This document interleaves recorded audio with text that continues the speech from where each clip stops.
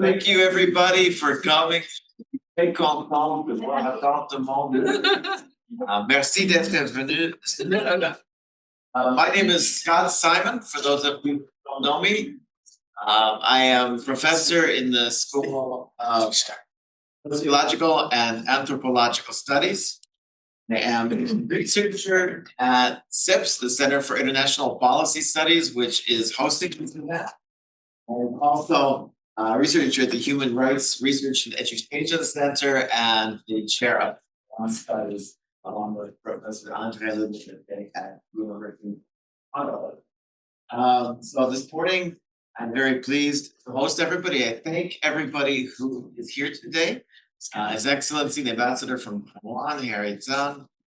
We have from GAC, from Global Affairs Canada, we have several people here away. We'll say a few words. We have people online.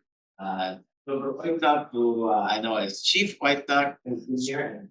Good morning. Bonjour. So thank you, everybody, for coming.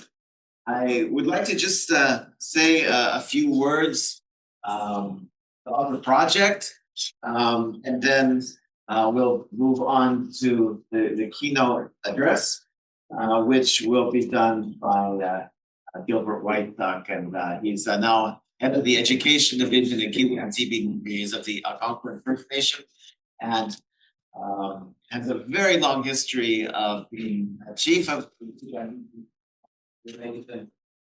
but also very active in our community as president of the Gatineau River Valley Historical Association. He ran for member of parliament in the last election with the NDP, so it's really a great honor to have known him first of all. He's one of the first people I met when I moved to Ottawa. So just a few words about the project. It's called the Indigenous Peoples and the Museum in the Indo-Pacific. This is funded by Global Affairs as part of the Indo-Pacific Connectivity Envelope, as well as by the Taiwan chair, which is bringing in some speakers. And so what this is a project in which we are working with anthropologists and with Indigenous community and museums in the Indo-Pacific, specifically Taiwan and Japan, on issues of museums and reconciliation. So this goes with one of the pillars, people's eyes of the strategy. Now, I think that one of the important contributions that this project makes of uncovering with a long history of international relations, and that's why it's steps as well that happen with the Indigenous people of the region.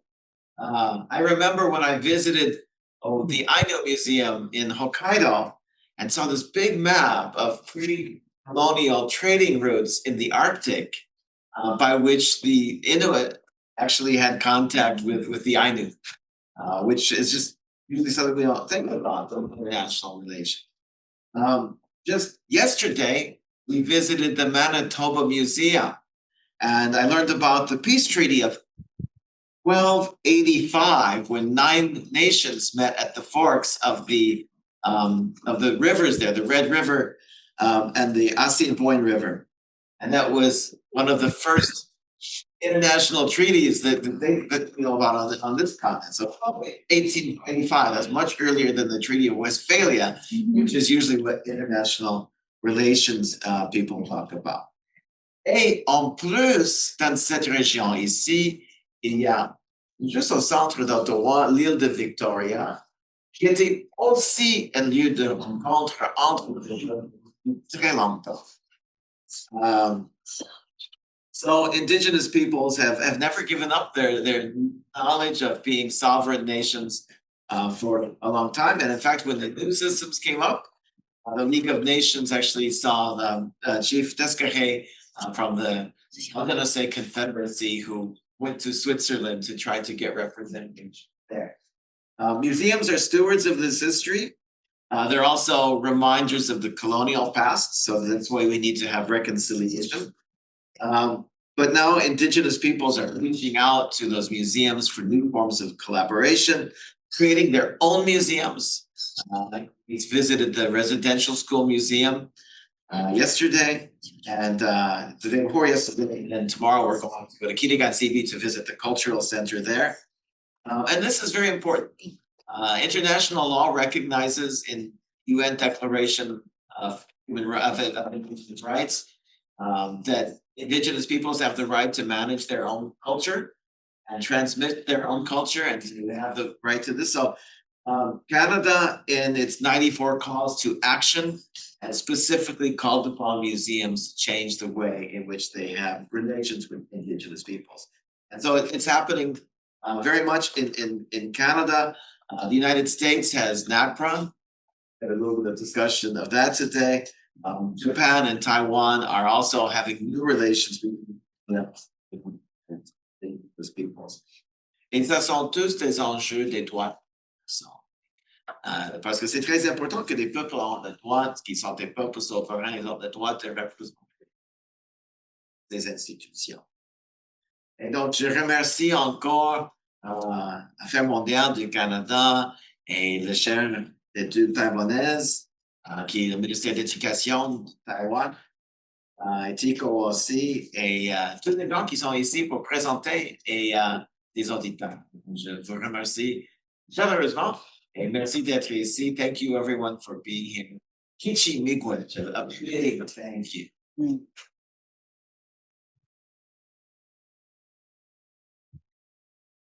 Well, now we are ready for our keynote address from Gilbert.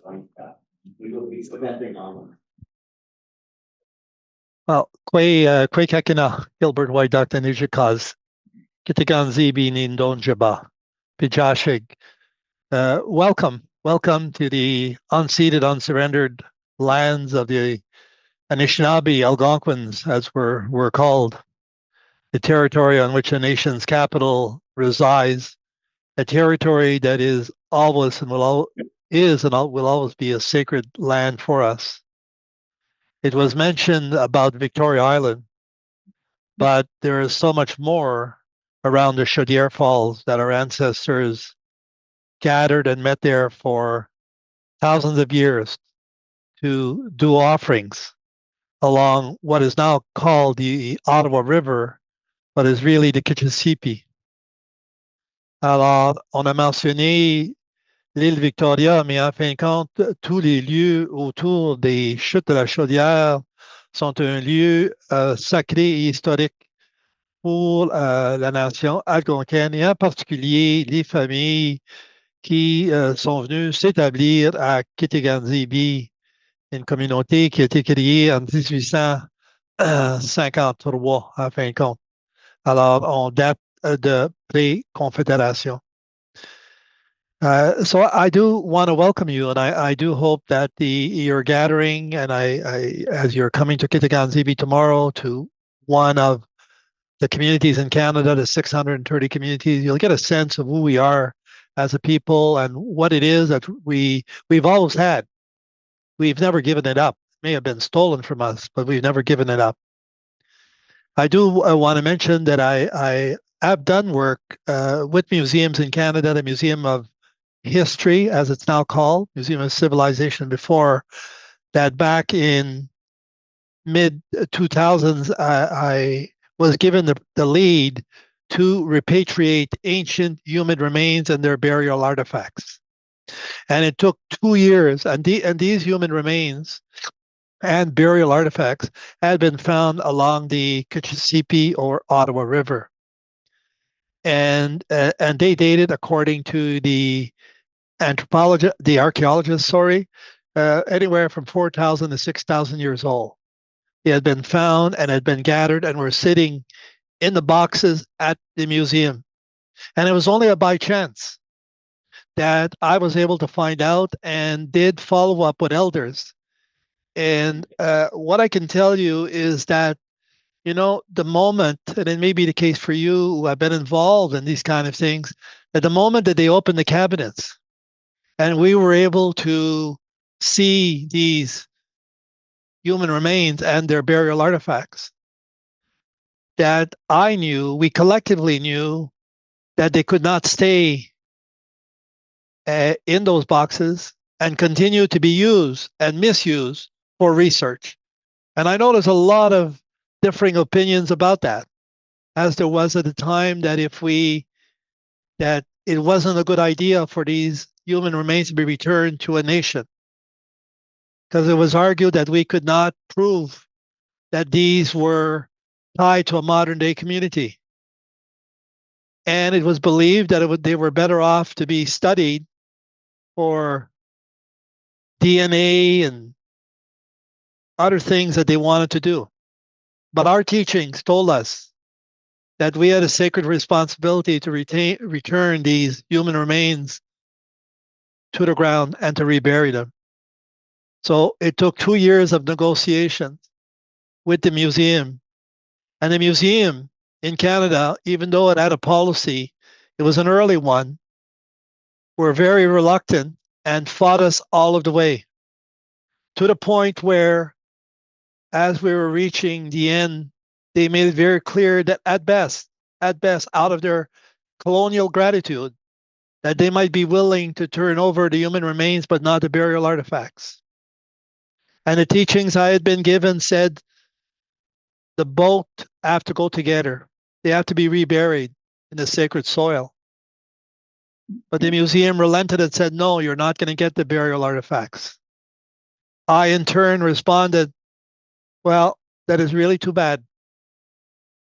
But I said, on June 21st, this was June 21st, 2005, myself and two colleagues, we had prepared to repatriate these by having prepared very particular birch bark boxes with our medicines, with our beaver pelts, especially our medicines. And I told them that as they were going to refuse, that we were going to go and pile, and we may have had anywhere from 50 to 75 different size boxes built by hand, built from the trees that grow on the land, and the sacred land, nourished by the sacred waters. And we said, and I said, we would pile our boxes on the street because we would not be allowed, even though it was on surrendered territory. We would park them on the street, and I was willing to wait 1 hour, 1 day, 1 week, 1 month, 1 year, 10 years until they would come back. Because the teachings from the elders had said there is no turning back. Now that you know that we are here, there's no turning back. They need to be returned to the sacred lands, wherever and however that may be. And it was very much at the last minute that the museum relented. The board of governors decided that maybe there was nothing they can do about it, and certainly they didn't want the negative publicity. And these human remains were returned, and we did pick them up, and they were put back into the sacred land, as is our sacred responsibility.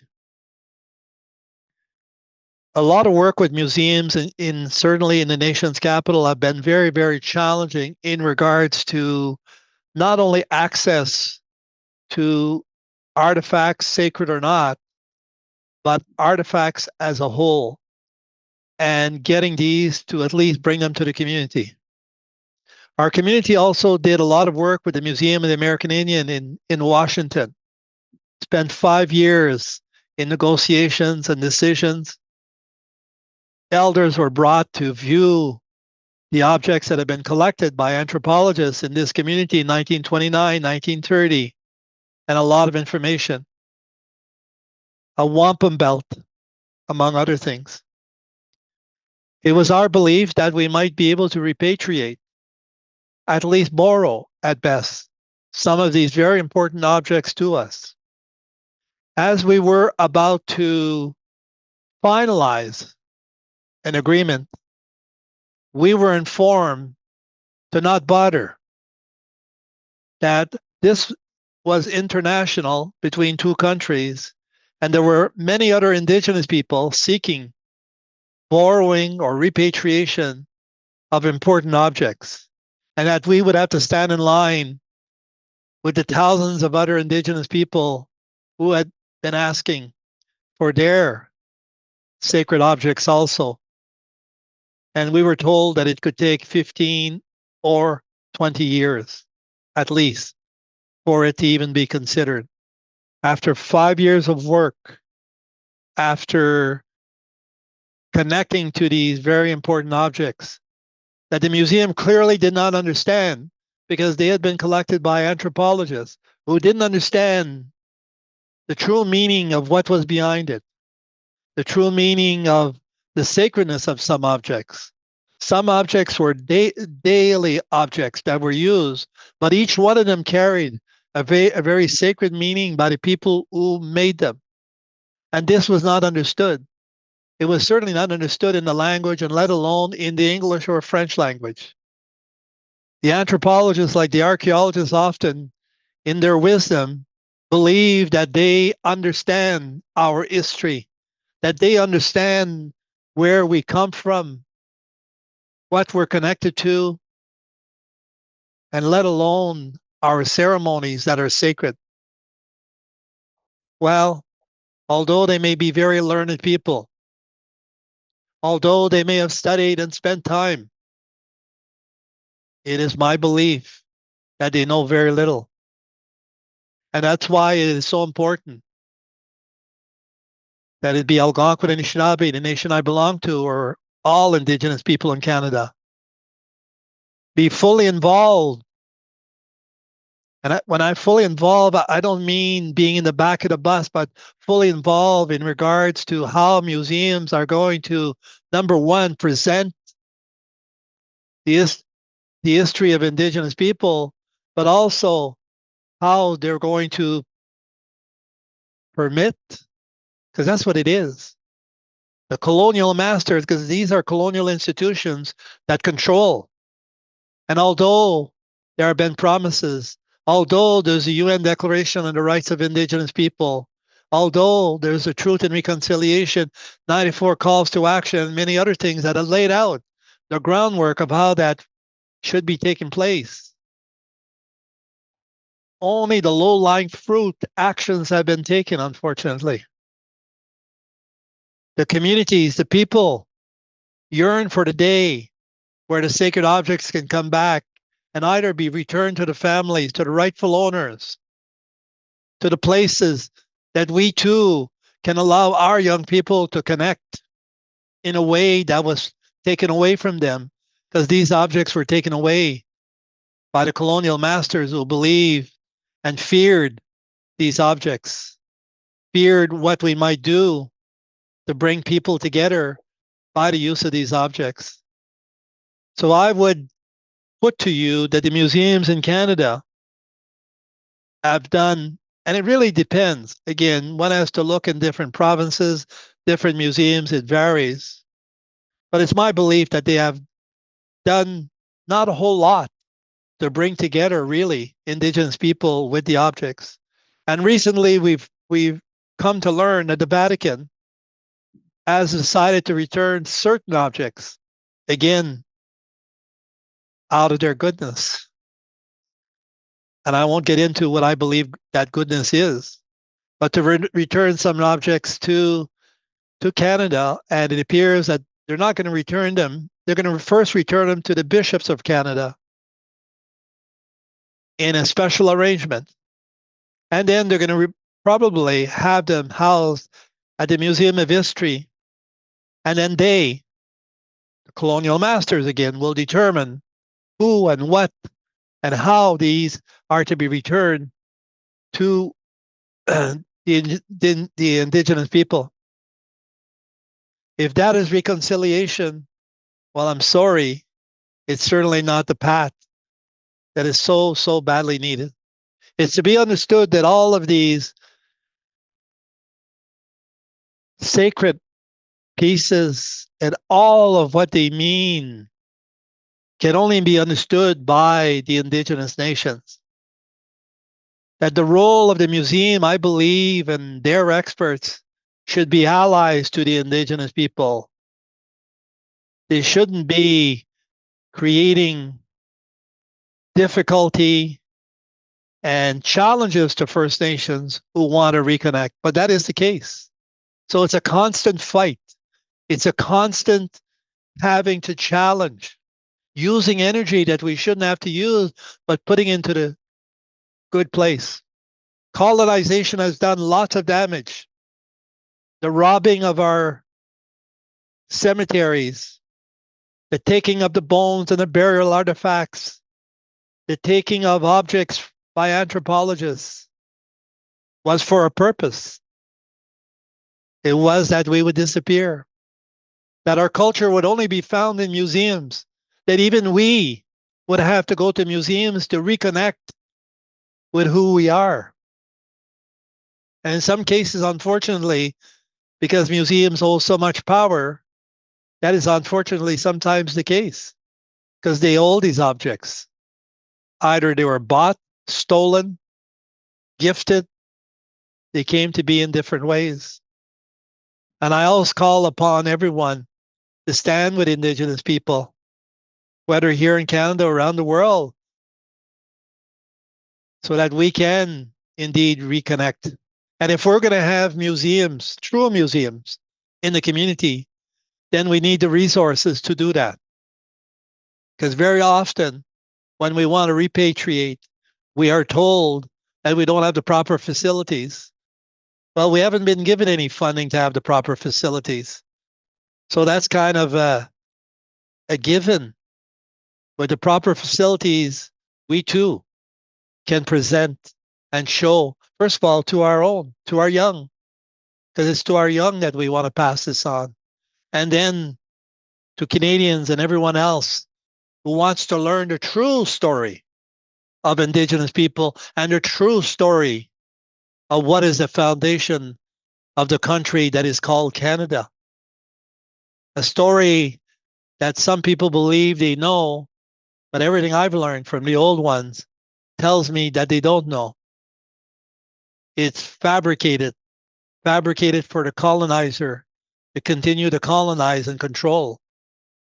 If indeed we are going to change the dynamics of this country, if we're going to change the relationship, if we're going to indeed fully apply the UN Declaration on the Rights of Indigenous People in its true form, there has to be truly different thinking about how that relationship is going to be.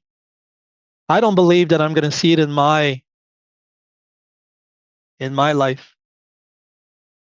But I do believe that the work that you do, the work that I do, will certainly maybe make it move forward. I cry and it hurts me when I see these objects, and at best we may be able to touch them if we're allowed. These objects that came from the ancestors, these objects that were used in sacred ceremony, very sacred ceremony. And now at best we can look at them, maybe feel the energy that emerges from them. That's where we've been left. So there's a lot of work to be done here in Canada. There's a tremendous amount of work. And I'm hoping that the allies will challenge the status quo in a way that's never been done before. I believe in doing that, and the fact that Indigenous people would reclaim, retake, celebrate with these objects again, potentially rebury human remains with the burial artifacts, is a way of making this country stronger. The strength lies in the people, the strength lies in the truth. The strength lies in being willing to break free of the shackles of colonization for the betterment and the good of everyone. There's many other things I could share about many other things that I had the opportunity over my many decades involved in with museums and other organizations, but I will leave it at that and certainly wish you the very best in your discussions. And potentially tomorrow I will get to see some of you as you visit our small museum, which we have done what we could, but I would really hope that in future years we'll certainly do a lot more. And keeping in mind that when you're visiting the community, it's a community, but all of our ancestral territory, which is much wider than just living in a small community, still exists. And for us, we've never ceded. And never ceded means that it's been stolen from us. It's been stolen. And the people that have colonized the land and taken the land need to acknowledge that they're living on stolen land. We never made any treaty. The only treaty we made as Algonquin and Anishinaabe were peace and friendship treaties that we will still use. And that is why, after years of trying to work and sitting down at many tables, our community has put forward what we call a title case for our ancestral territory, which has now been put before the courts, which indeed includes Ottawa, includes Parliament Hill, the Supreme Court, all of the major institutions, and a wide piece of land. It's at the first level of the courts. It's at the first level of the courts. We expect that it will eventually go to the Supreme Court of Canada for a final decision years down the line. And we believe when that happens, we are convinced that we will win. Even though the Supreme Court is a colonial court, we still think we're going to win. And then maybe true discussion and negotiation with the colonizers can take place so that we can live on this land and work with institutions in a peaceful, respectful, and creative way for the betterment of everyone. Miigwech.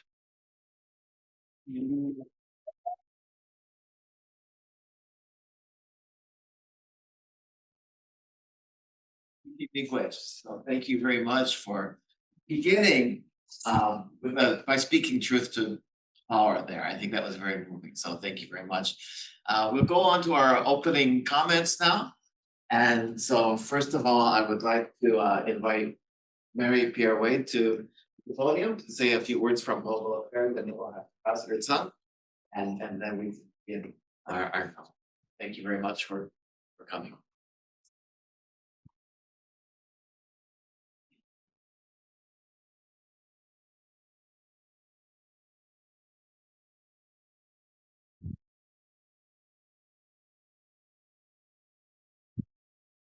Good morning.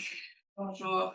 I'm gonna take a moment before speaking here. It's was very moving. It was just very important what the former chief just spoke about. A really important reminder of how much work there is to be done on how to do much better on how we go about activities focused on learning and the path towards reconciliation.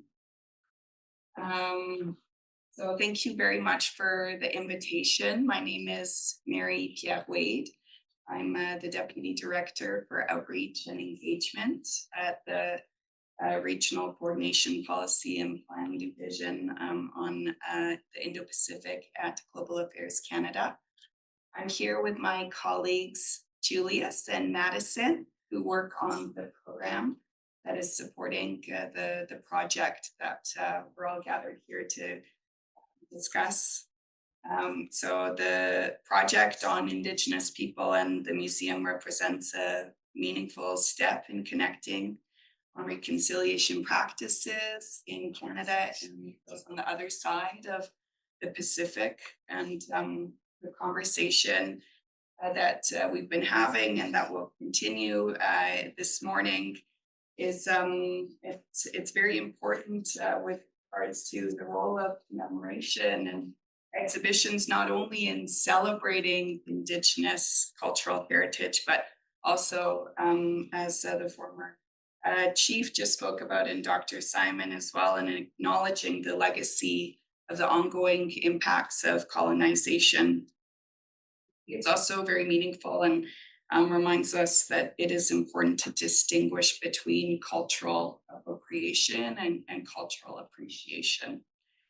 The UN Declaration on the Rights of Indigenous Peoples emphasizes the rights of Indigenous peoples to maintain, develop, and share their cultural heritage.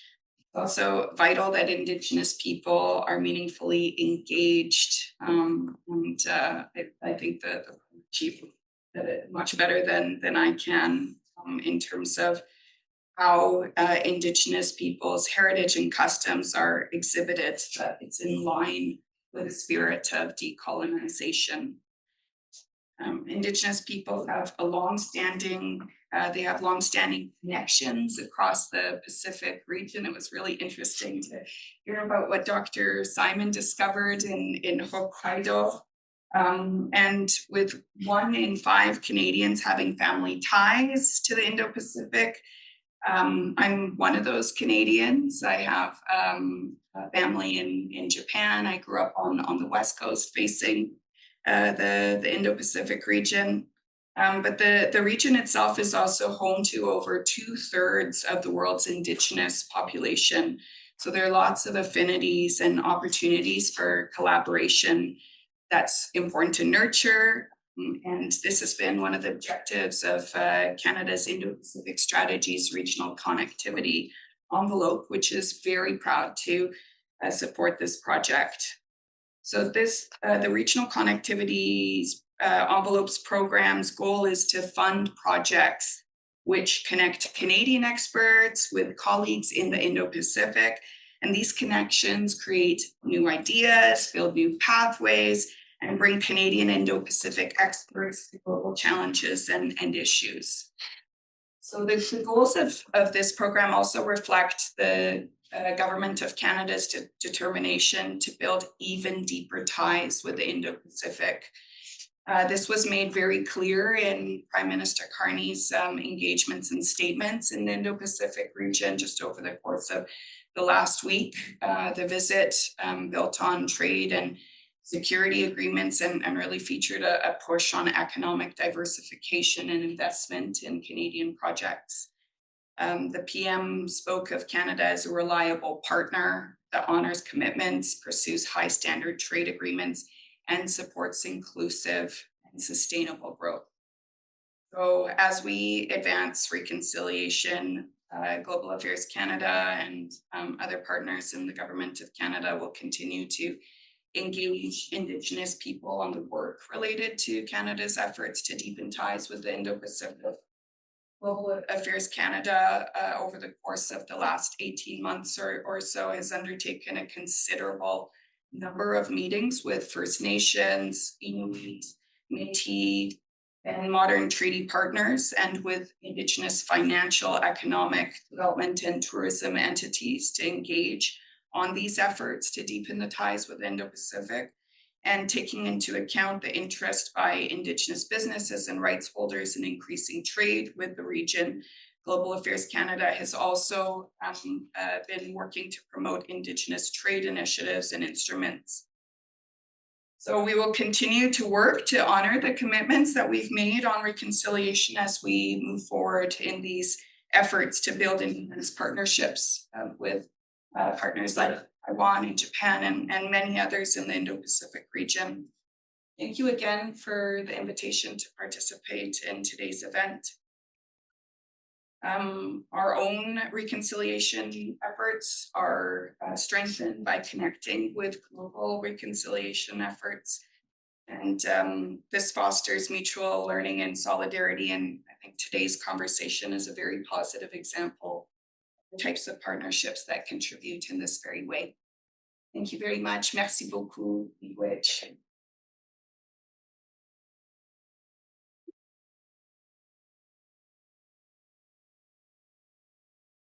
I'm very happy to now introduce our next speaker, who is the Ambassador from Taiwan, Harry Zhang.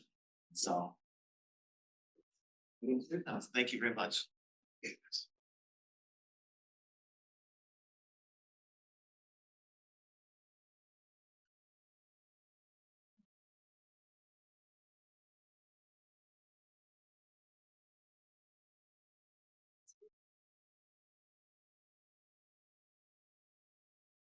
Thanks, Simon.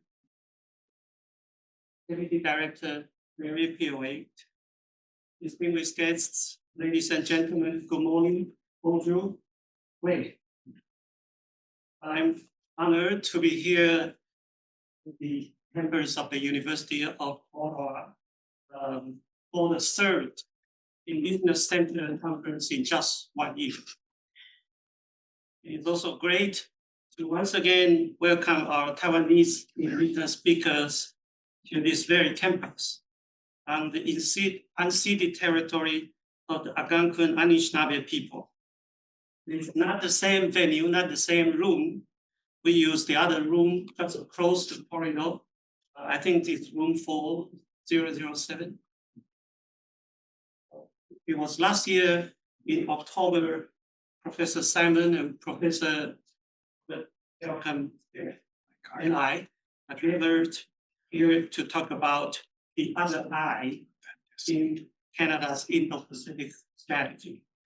Hearing insights on Indigenous engagement between Canada and Taiwan. Then this year in April, we invited several Indigenous speakers and international experts from Australia, New Zealand, Japan, the United States, and Taiwan. In that one-day seminar, we explored cross-Pacific Indigenous relations from trade, shared prosperity to cooperation on language revitalization and museum practices that present and protect Indigenous heritage. Those discussions resonate deeply with many of us, and the reflections of those moments continue to inspire our conversations today. As many of you may know, in late 2021, Canada and Taiwan became two of the 4 founding members of the Indigenous Peoples Economic and Trade Cooperation Arrangement, or IPECA. Through this initiative, we reaffirm our commitment to empowering Indigenous peoples and businesses by ensuring their inclusive participation in the global economy. In November 2022, the government of Canada released its Indo-Pacific strategy, which called for deeper engagement with Taiwan through Indigenous exchanges, youth skill development, and stronger people-to-people ties. Together, these 2 frameworks, one international, one domestic, lay a strong foundation for our shared pursuit of prosperity and cultural resilience for Indigenous communities. Today's dialogue is part of the ongoing efforts as we continue building on that shared vision. To strengthen this partnership, my office has had the privilege to travel across the Canadian prairies. To my delight, what I initially thought would be short professional visits became rewarding journeys that left me with lasting memories. In the summer of 2023, I was invited by the Dakota Ojibwe Tribal Council to Winnipeg, Manitoba. There, I joined a roundtable on Indigenous economic empowerment, learning firsthand about both the challenges and the opportunities within Indigenous communities. To top it all, I was invited to attend the annual Power, a vibrant celebration of Indigenous traditions, songs, and dances. It was an unforgettable and humbling experience. And I will always remember the generosity of the elders and community members who so warmly welcomed me. My journey continued in Alberta in late 2024, where I met with chiefs and elders of the First Nations and Métis communities. I listened to their stories deeply rooted in the land and learned from their powerful perspectives. I also attended National Indigenous Veterans Day at the Métis Crossing, where I heard moving stories of Indigenous soldiers told firsthand by their grandchildren. That journey culminated in visits to the Royal Alberta Museum and Fort Hamilton Park, where I saw an impressive collection of Indigenous artifacts, including the sacred Manito stone. I will never forget touring the exhibits with the former Indigenous members of Parliament, Mr. Blake Fitzgerald, who brought the displays to life with his stories. Through his words, the objects were no longer just texts. They became living connections to Indigenous ancestors, rich with meaning and spirit. Through all these encounters, I came to realize how much Canada and Taiwan share on our journeys toward reconciliation with Indigenous peoples. Just as Canadians continue to respond to the calls of action of the Truth and Reconciliation Commission, we in Taiwan are also working to advance historical and transitional justices. With that shared vision in mind, I am excited to share some particularly uplifting news. In June this year, the preparatory office for Taiwan's first National Indigenous Museum officially began operations. This represents one of the largest investments ever made in Indigenous cultural infrastructure dedicated to preserving and empowering Indigenous heritage. I believe this museum can become a vital bridge, helping us build strong and respectful partnership with Indigenous peoples around the world. Through exhibits and stories told in Indigenous voices, it can become a living space for dialogue, understanding, and hearing, uniting not only nations, but peoples. And that is ultimately what today's dialogue is all about. Together, we preserve not only history, but living memory, telling not just stories of Indigenous peoples, but our shared human story, one that binds us across oceans and generations. In closing, I wish to express my congratulations to Professor Scott Simon for convening this very important gathering. I'm sure today's insightful discussion will guide us toward the next chapter of understanding and partnership. Thank you. Merci beaucoup. Theme exhibitions. This talk comes out of my own reflection as someone working at the National Museum of Prehistory in Taiwan. What I would like to explore today is a key question. How can we bridge the gap between prehistory and the Austronesian world, not only in research, but also in how museums tell these stories?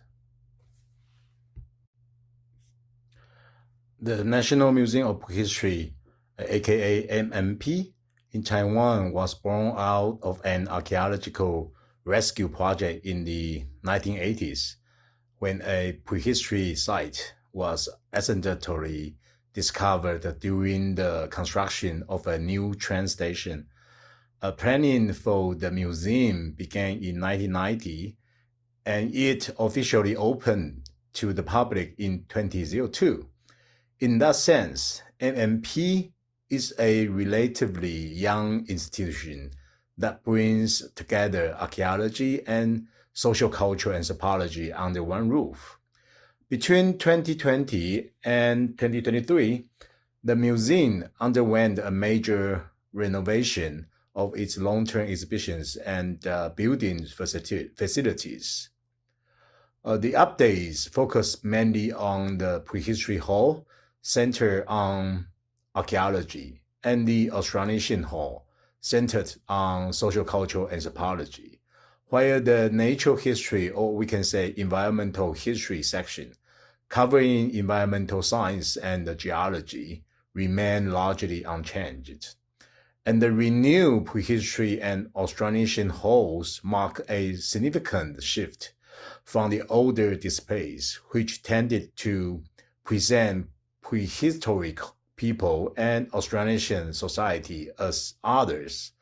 And the new approach instead emphasizes shared human experiences and connections across time and space, a change that has warmly received by many visitors.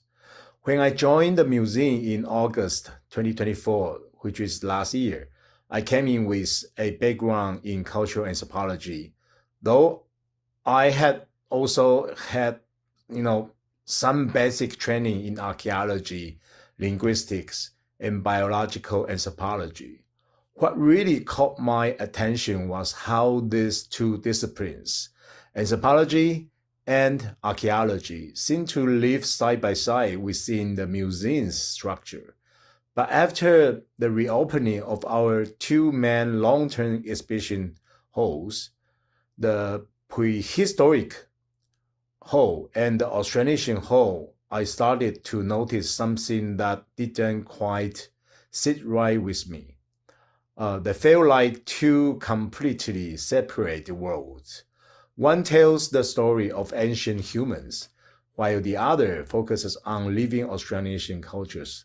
Somehow, the sense of continuity in Taiwan's cultural history seems to have been lost in between. And it is not just the prehistoric hall and the Austronesian hall. There is also a noticeable gap between the existing natural history hall and the other two long-term exhibition halls. Of course, part of this issue comes from the fact that contemporary Taiwanese society has long been dominated by settlers who arrived over the past 400 years. As a result, what we call prehistory often feels disconnected historically and culturally from today's mainstream society. At the same time, the link between Taiwan's prehistoric peoples and the Austronesian communities of present day Taiwan or elsewhere in the world has not really been clearly established or continuously traced. I argue that this gap is more than just curatorial. It's really epistemological.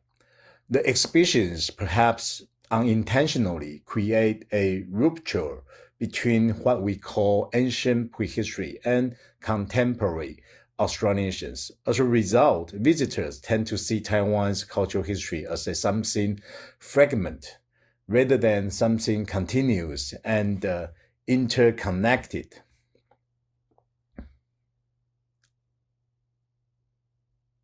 So the real challenge, I think, is this. How can we restore a sense of temporal, a cultural continuity through interdisciplinary collaboration? In Taiwan, one really important conversation took place in 2020 between Huang Yingwei and Chen Malin. Huang suggested that we should move beyond disciplinary boundaries and stop seeing anthropology and archaeology as separate fields. Instead, he encouraged us to think of them as complementary ways of understanding the world.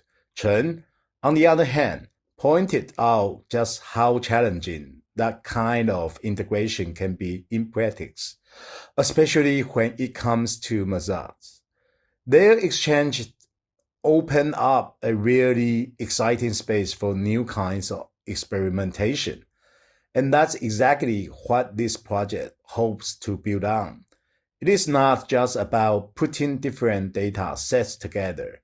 It's really about bridging different ways of thinking, knowing, and representing human history.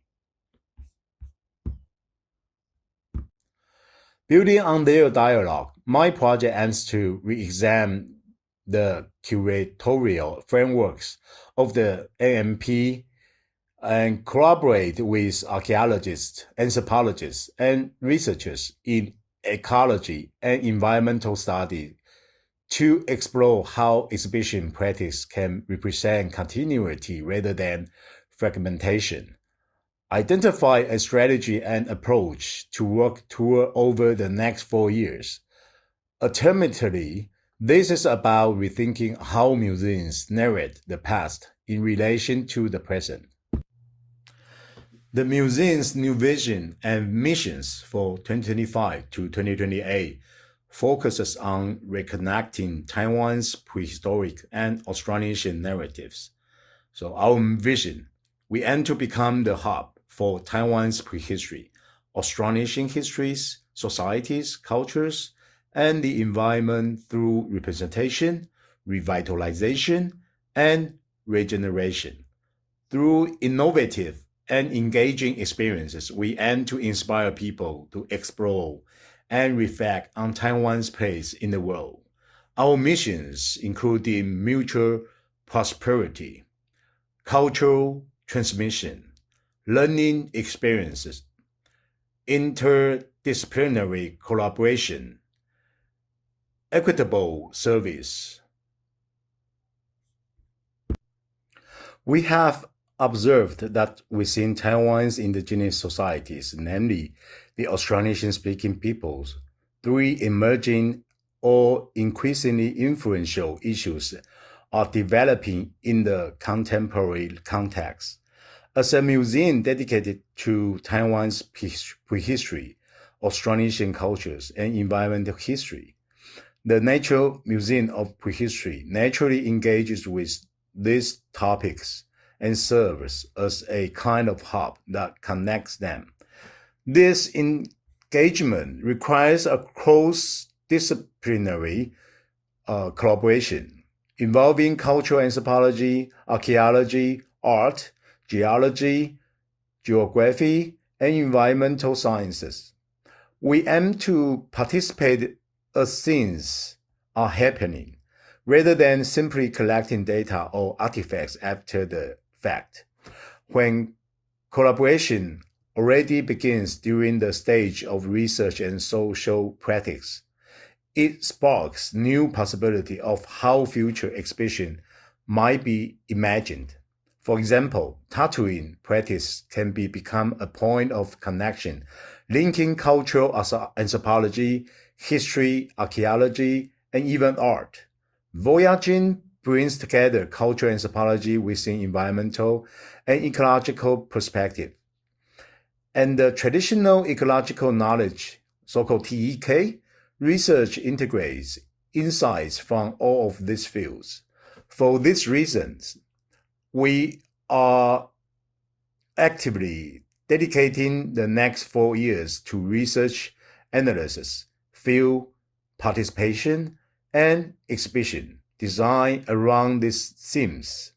For instance, the video you are about to see documents a collaboration we hosted earlier this year.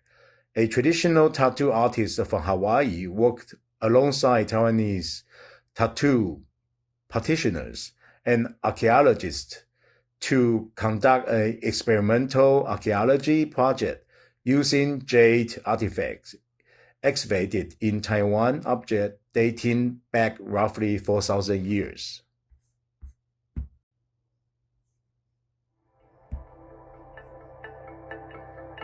In essence, this is the first time a tool like this was used for over 3,000 years, and that's his start.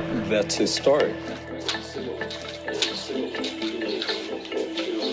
如果说是拿来做成工具的话，它不可能是我们现在使用的鱼线，会是植物纤维来做成绳子。I think the project is worthwhile just because it's quite familiar to me. But the only way you can really truly understand it is not by looking at it, but actually making it and using it. 它就这么小，它就然后上面有一条一条的齿痕，你说它是做梳子吗？未免太不实用。所以我们先去复制的文物，就是等比例、等材质，然后再请纹身师来去衡量，说这个复制出来的文物可不可以作为拍摄工具。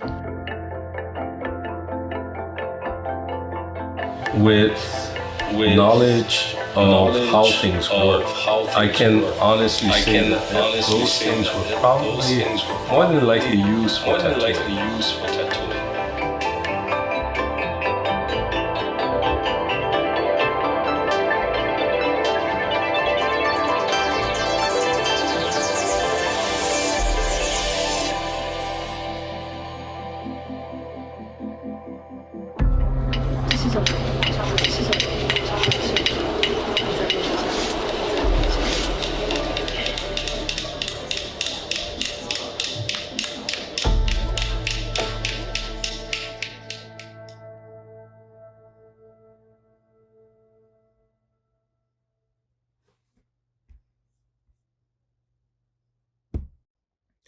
Our strategy is to use special exhibitions as testing grounds for interdisciplinary ideas.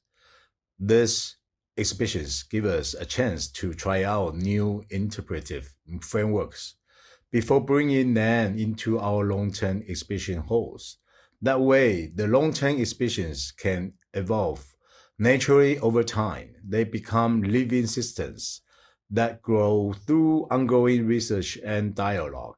In the end, the goal is for the museum not to be a static place that just preserves the past, but a dynamic space for research, creativity, and cultural exchange.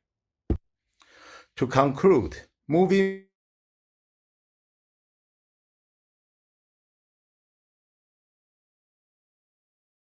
it represents a transformation in worldview, from separation to connection, from static time to living continuity.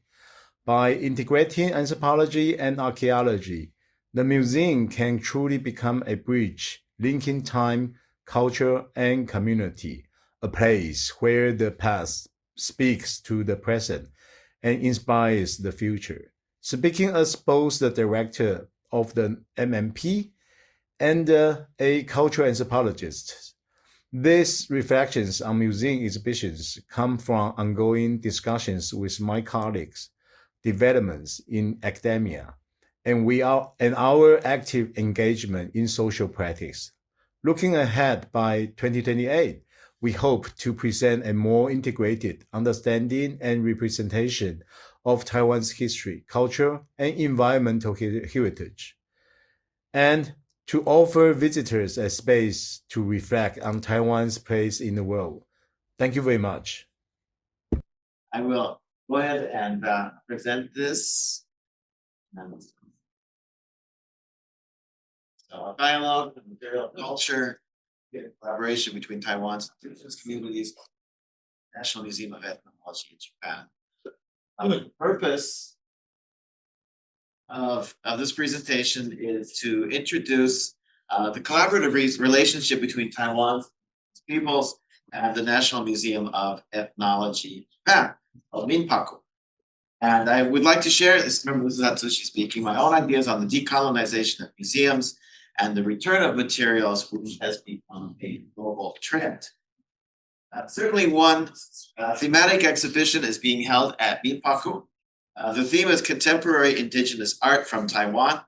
We invite 12 indigenous artists from Taiwan, co-organizing this exhibition with the Shunya Museum of Formosan Indigenous Aborigines in Taipei.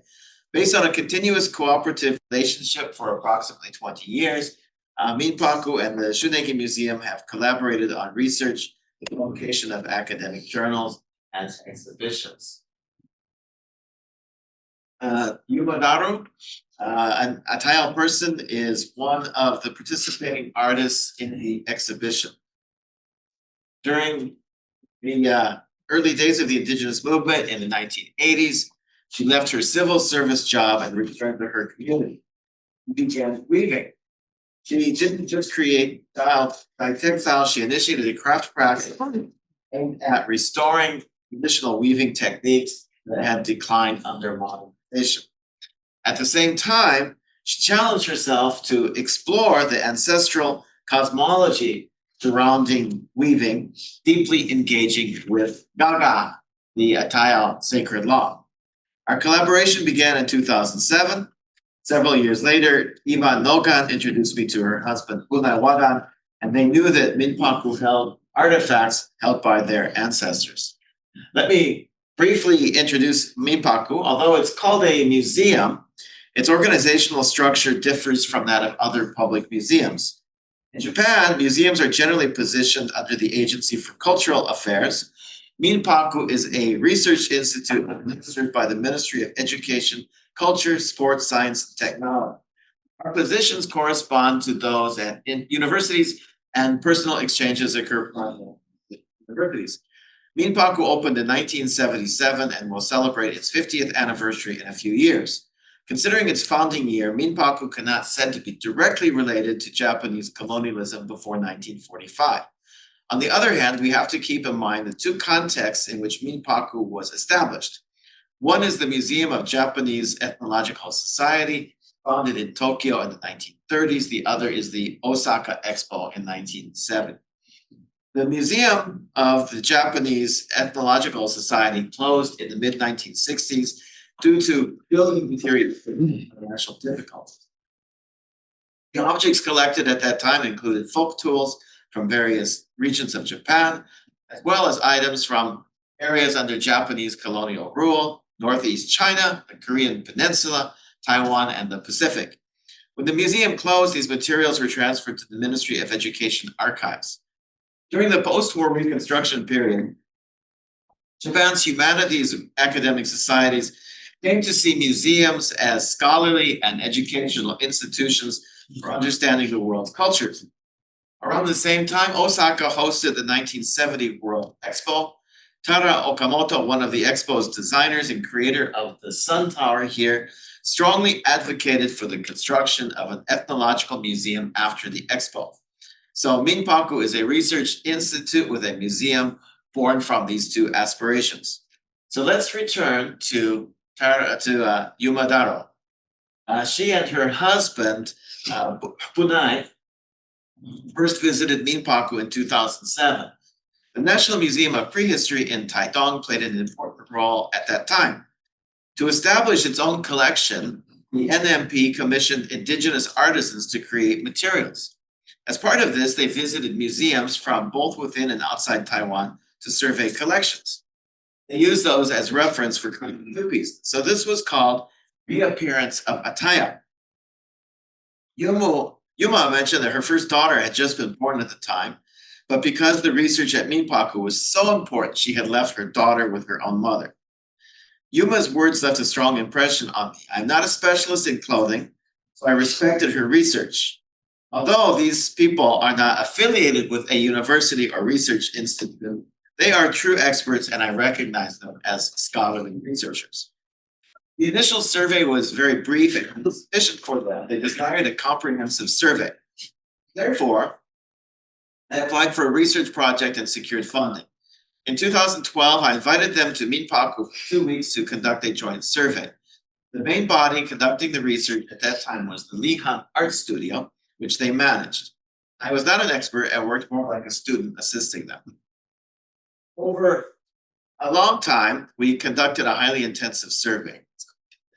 I think that the experience gained from this exhaustive survey and the knowledge acquired then have a significant impact on later investigations.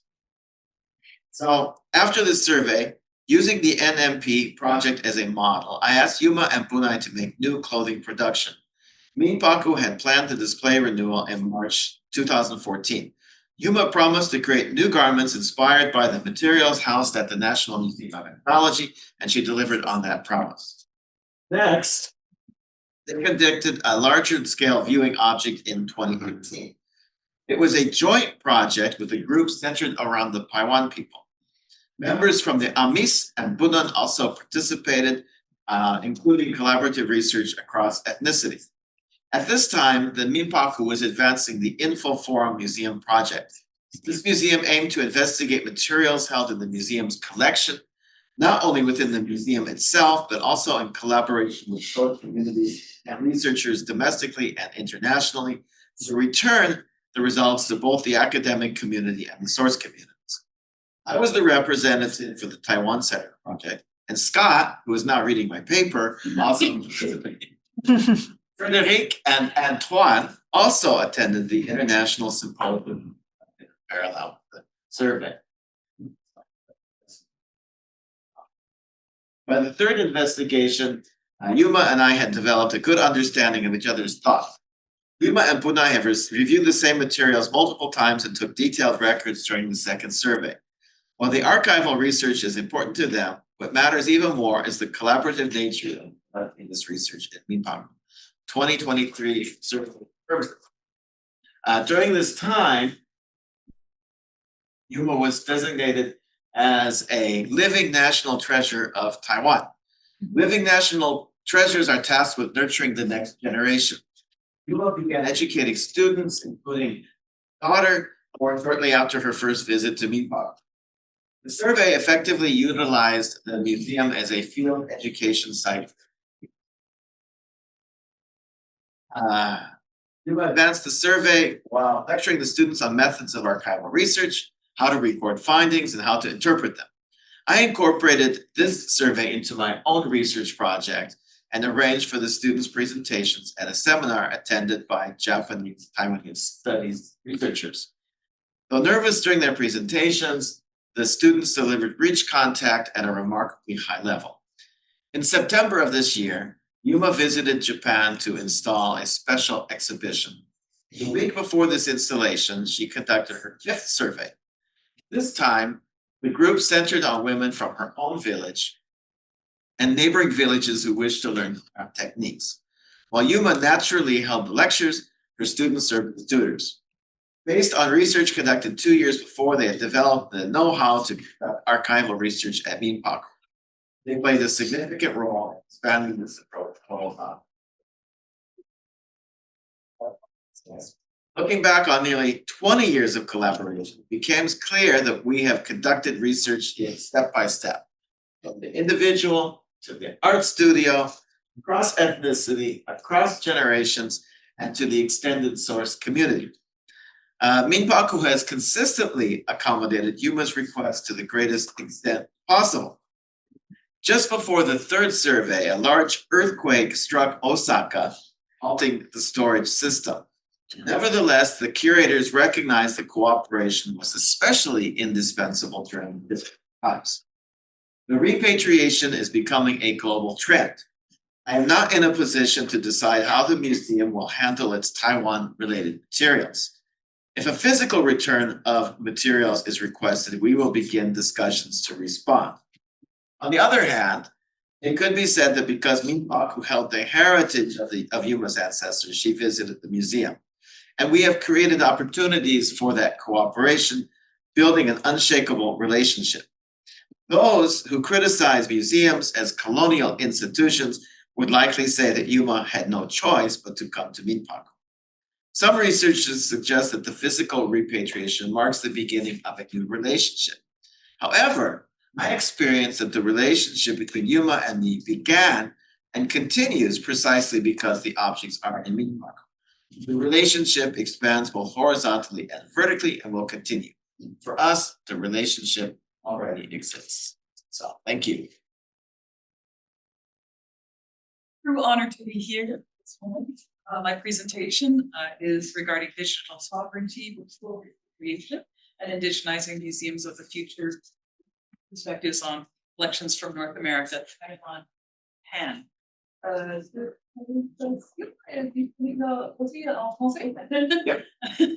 If anyone desires. Thank you very much. La présentation est ici en français si vous avez besoin. I will also translate into Chinese at a later. I would like to thank Global Affairs Canada and the board of Scott Simon, Robert Paul with and for its height of getting and learning from this workshop. In this presentation, the term Indigenous is used for all original inhabitants of colonized areas. There is no perfect term. I will use the term Native American for North America. Indian or American Indian is used when I am citing laws or publications. It's not.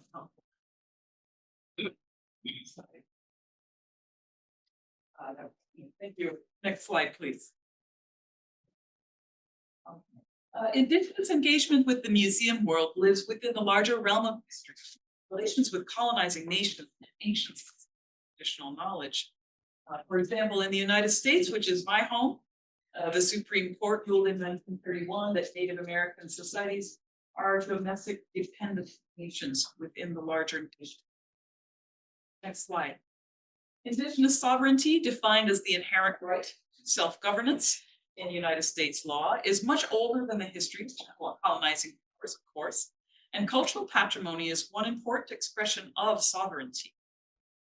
Indigenous access to museum items and information and control over their stewardship, treatment, and disposition stem from inherent and pre-existing sovereignty and self-determination. Next slide. In repatriation, legal custody and patrimony are resumed by the community of origin. In the US, the Native American Graves Protection and Repatriation Act, also known as NAGPRA, of 1991 is founded upon those principles. Canada, Taiwan, and Japan do not have the same type of federal laws, but provide legal frameworks for localized agreements between museums and other institutions and Indigenous communities of origin. Forward journeys and sovereignty, a couple of narratives I would like to share briefly. As my colleague, my very esteemed colleague who's no longer with us, Dr. Jiayu, of the Museum of Anthropology at the National Taiwan University, or Mantu, has said, the return of museum items and knowledge to their communities of origin or homeward journeys are so important to cultural health and well-being of those communities. Next slide. Full repatriation and its little sister, improved access or enhanced access, are important exercises of tribal sovereignty that can be accomplished through creative collaborative strategies. I'd like to share two examples of important breakthroughs. First case study is called The Ancient One Comes Home. Some of you may be familiar with the case from the colonized terminology for this man, Kennewick Man. I don't use that in this talk. In 1996, a nearly complete skeleton of a man was discovered along the Columbia River, where I currently work. His bones were radiocarbon dated to about 9,000 years of age. Scientists sued to stop the US government from repatriating their remains to 6 claimant tribes, arguing that there is insufficient evidence that the remains are indisputably Native American, primarily due to their great age. In 2004, a judge ruled in favor of the scientists, halted the repatriation, and allowed scientific research to proceed. After that time, tribal representatives continued to visit the remains at the Burke Museum of Anthropology in Seattle to conduct ceremonies and ensure proper treatment while they were in that state. Next slide. A breakthrough occurred when Native Americans had a special discussion. The 6 claimant tribes, like many Native American people, usually do not approve genetic testing or sampling of ancient bones because bones must be destroyed. However, in 2014, those tribes conferred separately and decided to give permission to the University of Copenhagen, that is Dr. Esther Villerslev. And these are sealed files involved with the ancient ones treatment. Next slide. Several tribal elders donated their own DNA, with a Q-tip in the cheek. In 2015, Dr. Villerslev and colleagues sequencing results that showed that the ancient one is not only Native American, but more closely related to modern Native Americans than to any other population in the world. The remains of the ancient one have since been repatriated to 6 tribes and be buried in a secret location. So only the tribes know where he is now. A few visuals for you. On the upper left is the location along the Columbia River. Upper center is sort of the landscape. This is now really a reservoir, so the original river level was much lower. The ancient one's bones eroded from the reservoir's action. I believe that they were buried at time in a much higher location. On the lower left is semi-accurate forensic reconstruction of what the ancient one may have looked like. He was in his 30s. He was a strong man, and he had been through a lot. This is a image reconstruction of a cascade spear point that was embedded in his hip. Also, the bone had grown over to heal that injury. So this man was walking around with a large spear point from an ancient injury in his hip. On the lower right is my colleague, and also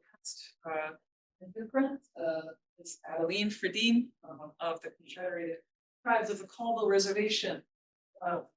Gave her DNA along with many other tribal elders. She was also the cultural preservation officer for her tribe. And a lovely person. She also was the individual, the most closely related, almost directly descended from the ancient one over more than 9,000 years, which was pretty surprising to the scientists, I would say. Next slide, please. Jackie Cook, the curation manager for the Confederated Tribes of the Colonial Reservation, feels that this breakthrough happened to exercise their sovereign right to work directly with contemporary tribal members, including many elders, who enthusiastically participated. One elder said, "Jackie, I'm not scared of that DNA." He felt very confident about what the results would be. Next slide. Decades of conflict ended when the sovereign application of tribal expertise and ideas facilitated a scientific breakthrough that led to the homeward journey of the ancient one. Jackie emphasized to me that Native American tribes are not anti-science. If it is going to help sovereignty, she says, we are all for scientific methods. Next slide, please. Now we turn to a Taiwan case, which many of you are probably familiar with. Forgive me for covering it quickly. In Taiwan, we turn to the story of an ancient wooden ancestor pillar in the Museum of Anthropology at the National Taiwan University that has been designated as a national treasure. The post was originally erected in the house of a Taiwan tribal chief in the old Gavian village in the southern mountains. The one-side wooden pillar served as a protectoress of the village.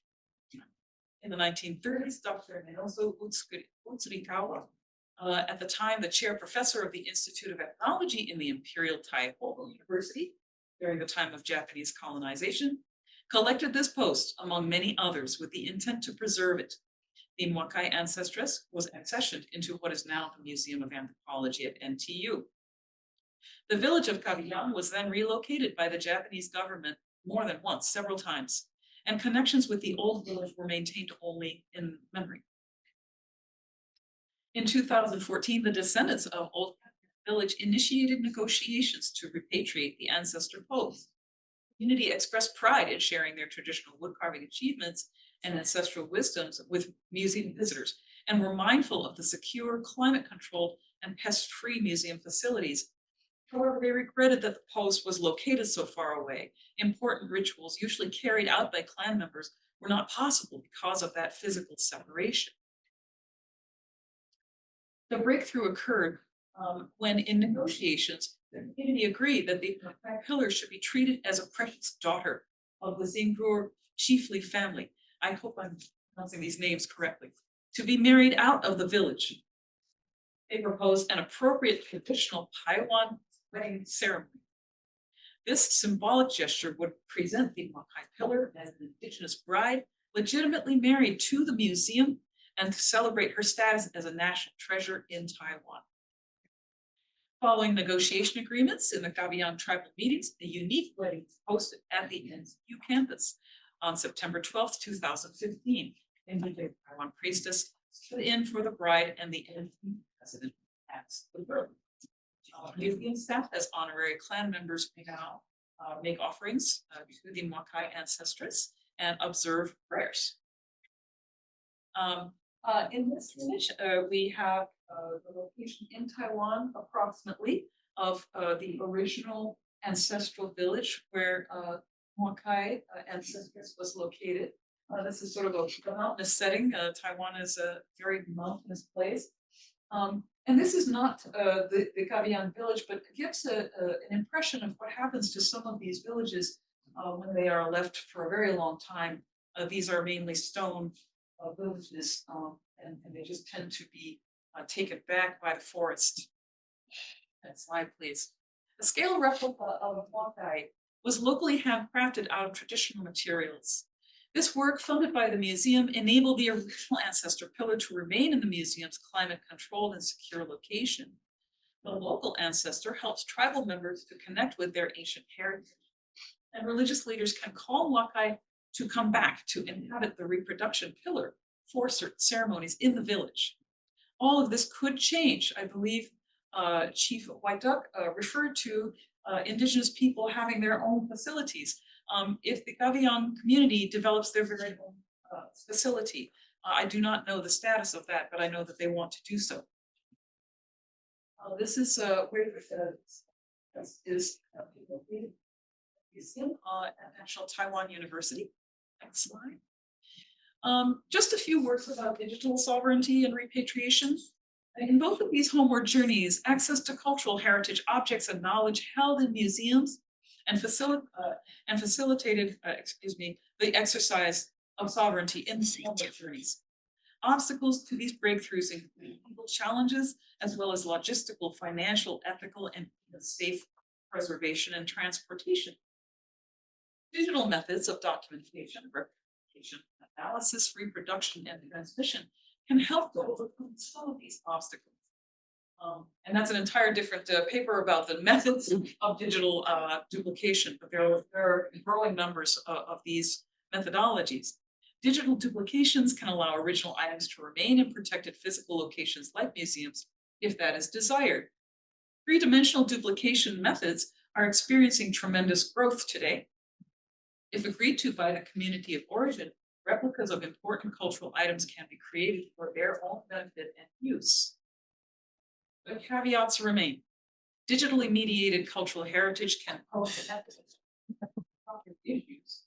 Some of what we discussed a little bit yesterday in the Winnipeg Art Gallery. If there is unauthorized duplication or dissemination, especially for commercial purposes. And importantly, the term repatriation may carry different meanings for various participants in this process. Digitally mediated versions of cultural heritage objects and knowledge may enhance access, but are not regarded as true patrimony or repatriation by Indigenous communities. We need to be careful that would never substitute everything. Next slide. Consultation between museums, Indigenous experts, and others should center on the meanings of terms before initiating any digitization of cultural heritage or working with already established digitally mediated versions. Creative breakthroughs like the one with Gavian Village and the Museum of Anthropology at National Taiwan University are only possible when all parties consult to scope and execute methods and approaches for that replication. Digital reproductions can separate or decouple Indigenous communities from intangible knowledge, such as traditional material types and techniques of making. In Gavian Village, the Indigenous craftspersons practiced their heritage in order to create the replica of the tools, using appropriate wood, traditional tools, and prayer. This heritage would not have been enacted nor witnessed by the community if the replication had been scanned and replicated by a 3D print, for example. So in some cases, the old ways are the best ways. In conclusion, data sovereignty for digitized heritage and password protection and more techniques that are agreed upon during consultation. There should be agreed upon memorandum of understanding or other agreements and revisited regularly because change is happening very quickly in this realm. Ensure protected access, avoid unauthorized duplication, take advantage of emerging technologies and techniques, and honor the evolving wishes of resource community. Next slide. It is essential to remember that virtual repatriation should not be used multiple patterns. And in fact, writing a paper, I've decided virtual repatriation is a contradiction in terms. Virtual methods should be approached with caution and careful and pre-decisional consultation with or by Indigenous experts and communities. These case studies show that breakthroughs happen when Indigenous people exercise sovereignty, which is a very commonly used term in the United States, and perhaps could use some translation in other settings. For consultative management, digitally mediated methods would likely have all situations and still could play a future role in both cases. In closing, Audrey Tang, former Taiwan Minister of Digital Affairs, asserts that digitization is inherently democratic. These principles are foundation to museum Indigenous relations and can lead to a promising future for collaborative, consultation-based digital modalities in museums across the world. My heartfelt thanks to many Indigenous experts and community members with whom I've been honored to work. I look forward to fruitful discussions with this group. Thank you very much.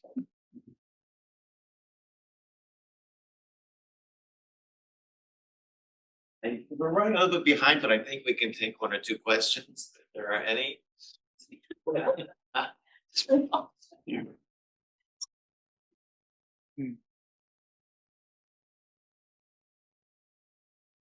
have a question, and it's the question of an anthropologist.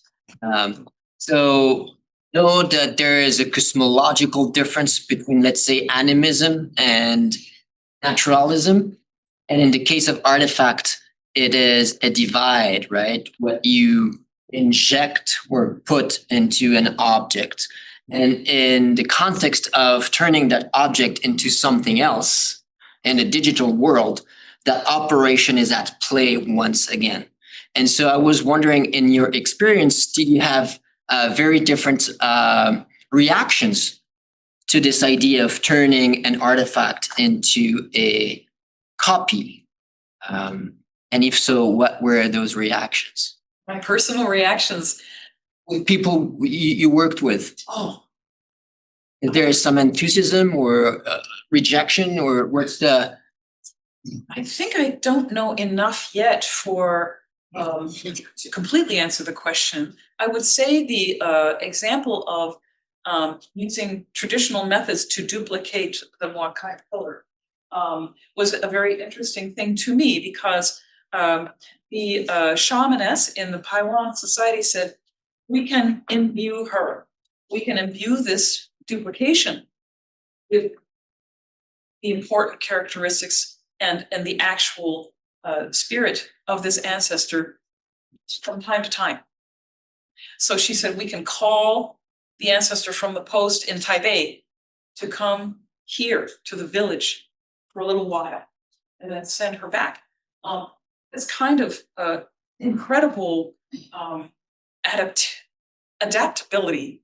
I wonder if that can perhaps translate at times to digitally mediated versions of objects. I think we still need to learn that. It's going to vary among different groups of people and how they fit in words. I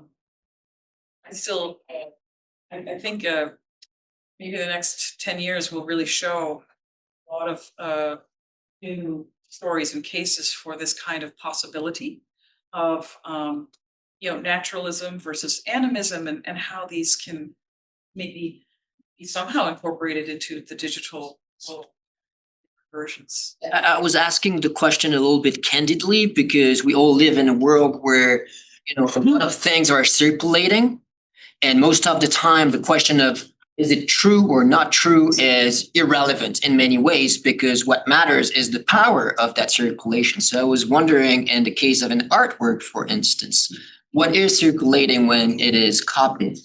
And that goes for ideas, but also for living organisms. When you take parts of something and you move it around. So thank you very much. Thank you for a very thought-provoking question. Yes, as an anthropologist, but especially as a museum worker, I've seen digitalization. You preserve information and the essential of the artifact. However, I've also witnessed again and again the rapidity with which that information deteriorates or is no longer accessible. So you cannot trust digitalization to preserve anything. That's an excellent point. Digital versions are only as good as the mechanisms for storage and retrieval. Yes, thank you for such an important point. We have gone from floppy disks to CDs to DVDs to the cloud to who knows. Indeed, the thumb drives seem obsolete this time. So a very excellent point, and I think that museum experts and Indigenous people really, like I was saying, need to revisit their methods maybe every 3 years or maybe even more to discuss how do we maintain the integrity of digitally stored. I can access Myers Barbel's wax cylinder material done in the 1905, but I cannot access the material I gave the Museum of History in Canada because we don't have the machines, the programs. Very good point. Yeah, plastic disintegrates. The plastic does disintegrate. Yes.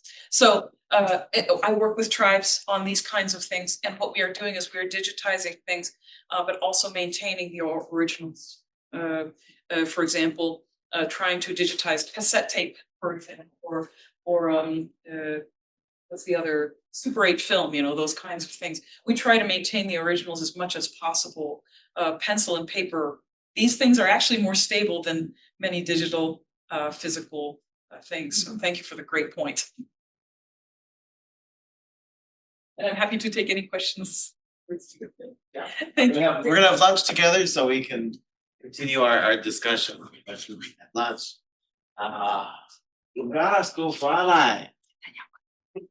You want baby? Yeah, Canada. Why is it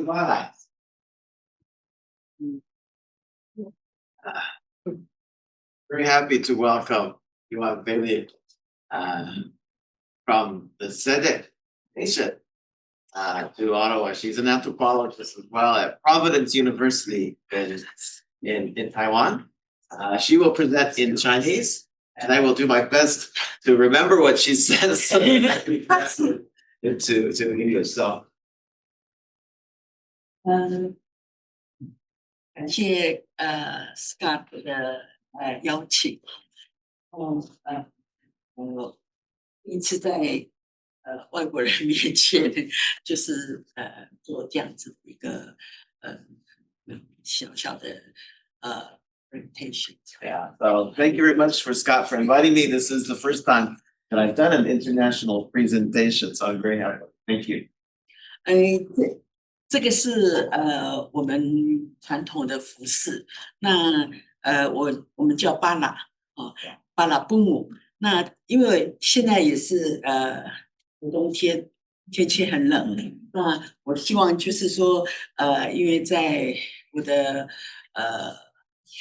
部落，它也是在比较高的地方，所以也很冷。那我希望就是说我们也穿着这样子的衣服呢，也把我们家里的温暖带到这边来。So this is our traditional clothing. It's called bada, and it's we also are cold, and so I hope that this will bring warmness from my community because we live in a high altitude community, so it's cold. 好，那我就开始我的那个就是小小的一个分享哈。那因为我们在2021年到2023年，其实一直持续到现在，我们跟欧洲瑞典的那个民族博物馆都有一些合作的关系。那我们也在那边做一个策展。那这个是我那时候的一个经验啊。然后我们用一个部落的一个想法，然后部落的一个方式，然后跟瑞典的民主博物馆合作。那So since about 2021, 23 up till now, I have been working with the Museum of Ethnology in Sweden, and so I will be sharing those.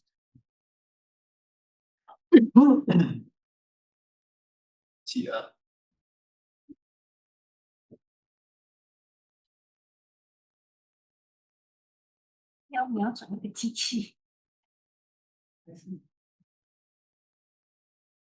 那我要讲的就是我们怎么准备跟那个就是祖先留下来的这些文物相会啊。然后第二个就是讨论抗文化策展的有一点伦理方面的一个问题哈，因为文化差异还有沟通的一个策略。那再来就是面对部落的年轻人，我们怎么准备？然后面对策展实务的一些讨论。那再来就是怎么样透过策展促进我们的交流与理解。那再来我们也在努力跟其他的国家做一些交流。So the topics of my talk will be, first of all, how do SEDEC people prepare to meet with the material culture that their ancestors have left? And then secondly, to discuss transcultural displays, the ethical issues, and the strategies for communication and sharing between cultural difference. We have to also think about the young people of the community, and think about the pragmatic discussions about the displays. We have to think about how displays promote cultural exchange and understanding. And so we are also working very hard, working with other countries and having exchanges with other countries. 在瑞典的台湾原住民的文物取得的时间，大概我们做的这个策展是在1907年到1920年的。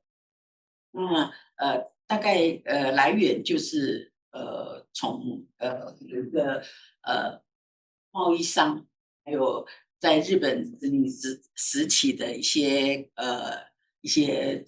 收集，然后再来就是外交官的一个收集，还有一个高中董事会的一个收集。然后大概台湾的原住民应该有300件这样。Okay, so basically these are the origins of the collections in Sweden. They were collected between 1907 and 1920. And so they come from this businessman, also from the Japanese period, from a diplomat, and from a high school, I guess, principal. Yeah, so the council of the committee of the high school. And so the collections that they have from Taiwan include 315 items representing 6 different cultural groups. The Dao, Taiwan, Tayao, Sijek, Bukai, and South. 我们怎么做准备呢？第一个阶段就是我们对内部的共识然后我们要不要参与，然后那是不是要去参与，然后怎么样呈现赛德克的一个主体性，然后再来我们要怎么样去做文物的辨识，这个都是在一些讨论的会议里面都曾经做过。We have to start with consensus within our own community. So whether or not we want to participate and how to participate, how to represent the SEDEC, and just beginning to understand, to know the objects. 然后对外部的公司就是对就是瑞典的博物馆，那我们就是讨论很多的工作方式，然后也建立一些 MOU 的共识，然后最终就是为了要有一个平等互助关系的一个工作来努力。Yeah, and so we also need consensus exterior.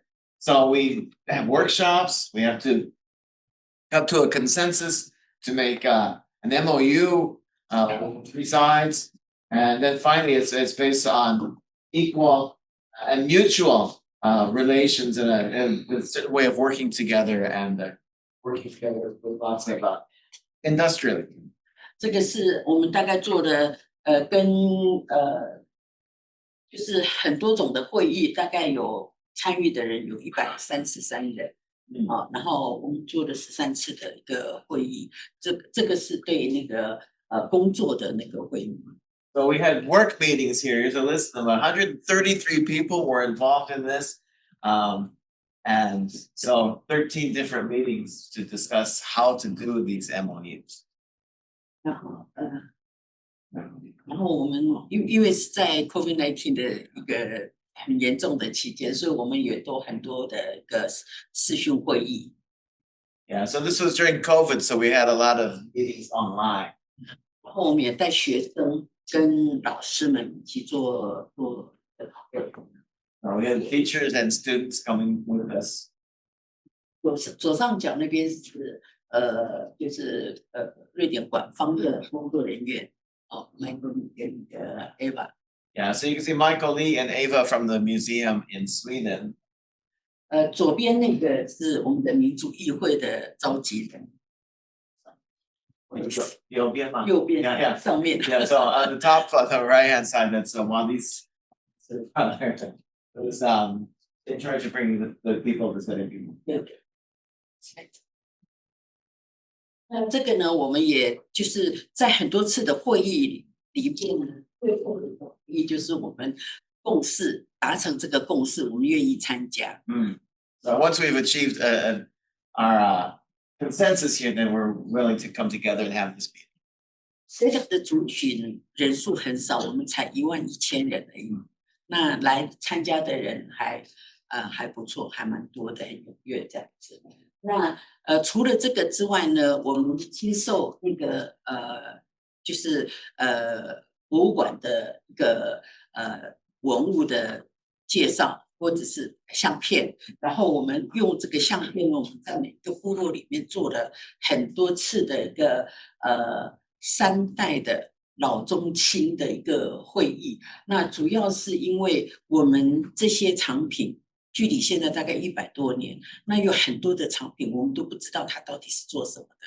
然后也透过这样子呢3代的一个学习呢，然后我们希望就是说在这个很短的时间呢，我们建立这个基本的文物的一个知识。Yeah, so the Hasidic people they're not very numerous. There's about 10,000, about 11,000 Hasidic people. And so we had really good participation considering that. What we did was we brought people together for 8 times to have these meetings with 3 generations of Hasidic people. And so because there were different topics and the invitations were different, there were different people who came. But the most important was in a very short time to understand, develop a basic knowledge of the material culture. 反正这个是我们做了8个部落的一个讨论，然后大概也是非常多人来参与，然后学生跟耆老还有部落的人。Yeah, so these are the 8 different communities that we worked in. And so we had a different list of the elders and community members that participated.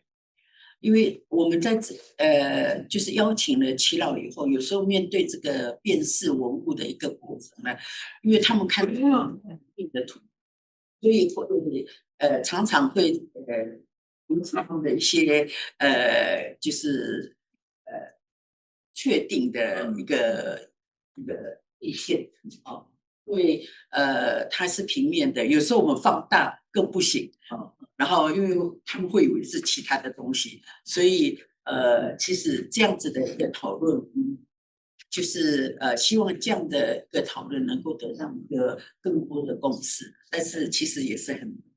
Yeah, in fact, this happened to be very difficult to do because when we showed them images, the images were two-dimensional. And then if we enlarged them, it was even more confusing because they could think it was a different object. And so it was really difficult for us to hold these meetings with people and ask them to explain what things are based on photographs alone. 这个左边这个图呢，它是松林部落的2位老人家，他们都是90几岁了然后右边是大部分都是男生，所以我们会因为不同的一个主题，男生大概狩猎的部分，或者是家庭器具的部分，那女生大概就是织布啦，或者是生活的这个部分然后不同的主题会有不同的召集一些人。Yeah, so we had to bring in different people for different topics. So you can see over here from Songling Pulo, that these are 2 women in their 90s. We brought them in, and here we can see that there are quite a number of men. It really depended on what kind of objects we were asking them to interpret and explain. So if it was about hunting, then it would be the men, and if it was about weaving or household items, then it would be the women. 这个也是在另外2个部落的一个就是讨论。Yeah, so that's another community discussion there. 也是 Yeah, so it is too.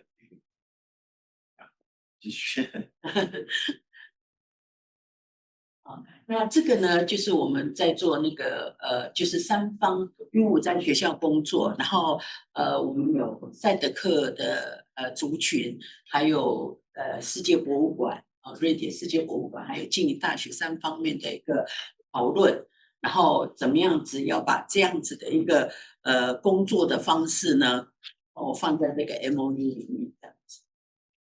So here the pictures here we're putting together, trying to figure out how we're going to put this work into an MOU.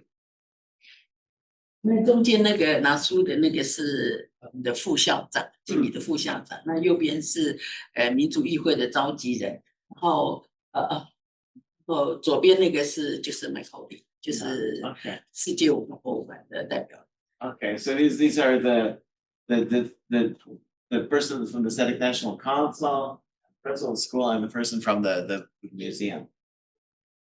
对对，那因为我们不懂得就是瑞典的法律，所以呢，我们也把我们自己的法律，像原住民传统智慧保护条例呢，也列为我们这个执行计划当中应该要努力遵守的之一。所以它规定就是说，议会大学博物馆认同并承认2015年生效的这个法律呢，然后也是赛德克族传统文化表现取得应用这个对，也应该在这个计划当中。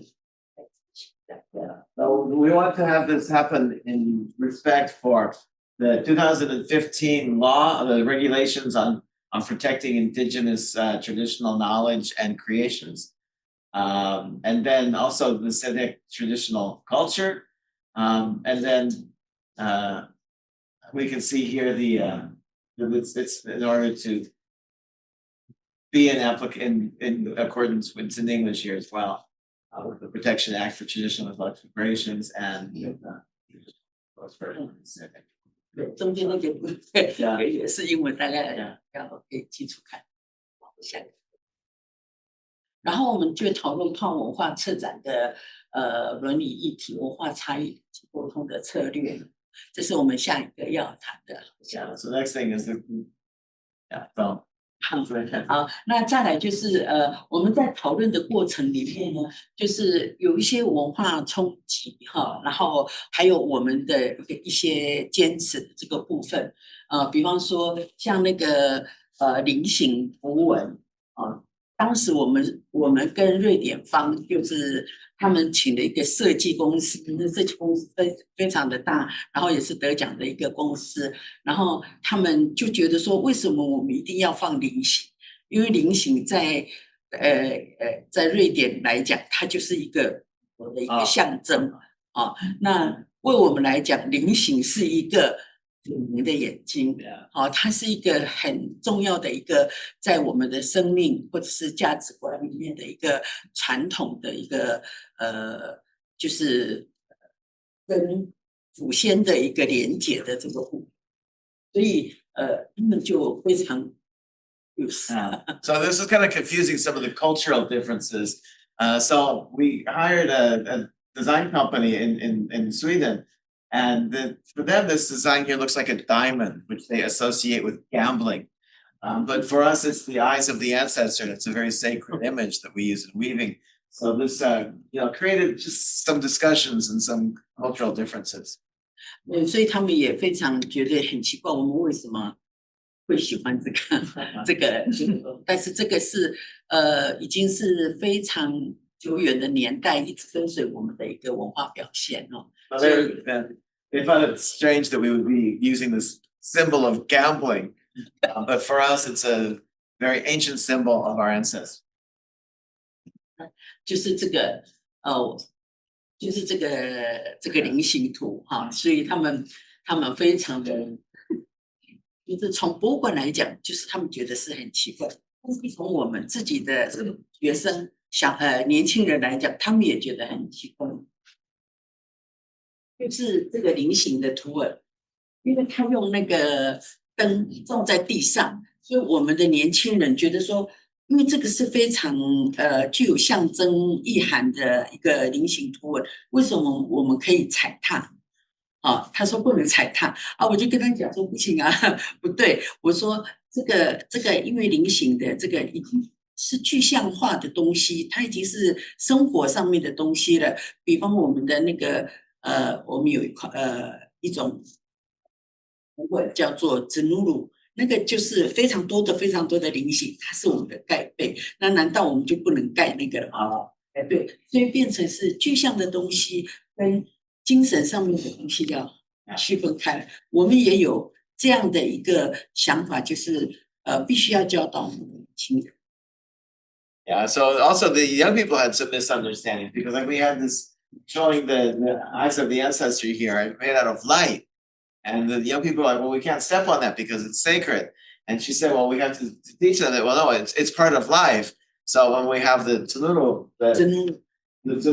which is on a blanket, which is it's the symbol of many of them together, then that's still appropriate. It's touching your body, but it's okay. It's part of life.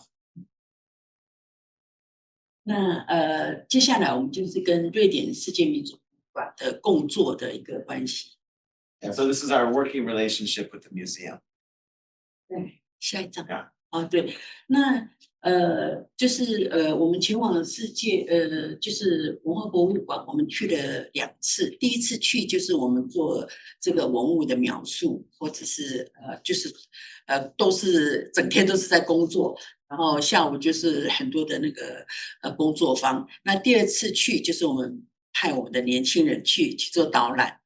那这个过程里面，我们也是花相当多的时间跟年轻人讲要怎么说这个每一个部分要怎么说这样。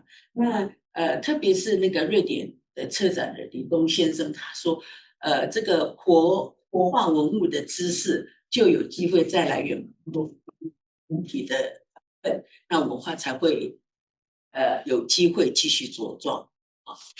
And so we had to do different steps like this. We did our first trip, and we took students, the young people, and the person at the museum there, Nipon, said that it's living the knowledge of living culture. It needs to have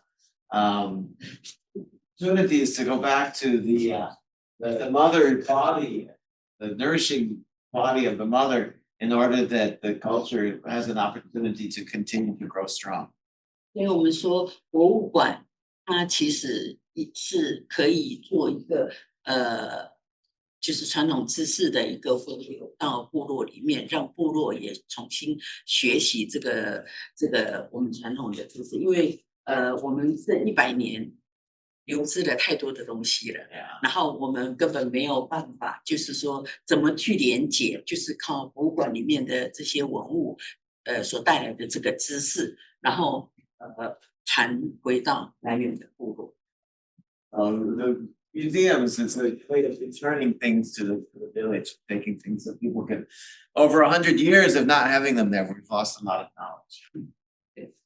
好，下一个，那这个就是我们出发到瑞典，然后我们也后来跟那个瑞典萨米族有一个交流，然后这个是我们在工作的时候，我们2位很重要的年轻的医师。就是非常会织布，所以他们也重置了很多，然后把这样子的重置呢，用一些图画来把它表现出来，希望留下来这个记录，然后这样后面的人也可以继续下去。Okay, so here we are going abroad and having this encounter. We also had exchanges with the Sami people of Sweden. And here we got a young weaver. 那这个衣服呢，就是我们在那边讨论了很久，到底这是男生的衣服还是女生的衣服因为它的形制是女生的衣服，这里会有圆，会挖一个井字就是圆形的。那男生不是男生，那这个都没有挖。然后我们就在想说，糟糕，这个到底是男生还是女生的衣服？然后，但是我们又觉得它又不像。女孩子，因为她只有一个扣子，那女孩子可能只有穿一个扣子。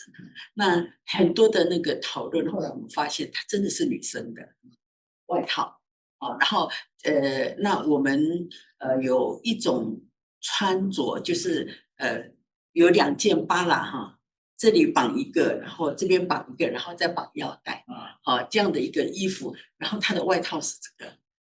当初。只剩下这个外套，然后我们就不知道说就没有想到，我们还有这样子的穿法，所以以为它是男生的衣服，但是男生不可能穿这么短，因为我们没有长裤，所以变成就是说我们在讨论的时候，那很多那个博物馆的人，这些工作人员一直在看我们到底在讨论什么这样子，那最后终于找到这个就是源头。Yeah. So we had lots of discussions. Like we weren't sure if this piece of clothing was worn by a man or a woman. It's too short to be worn by a man because we don't have the long pants that go with it. But it didn't look like a woman's one because it has like a round shape here, and it only has one button, so that wouldn't be very appropriate for a woman. And then finally discovered that. So we finally discovered that it was women's clothes. And what they did was they had 2 bata like this, and then this was the outer garment. So she was wearing something else inside, and so that's what it was. 是很有趣的一个讨论。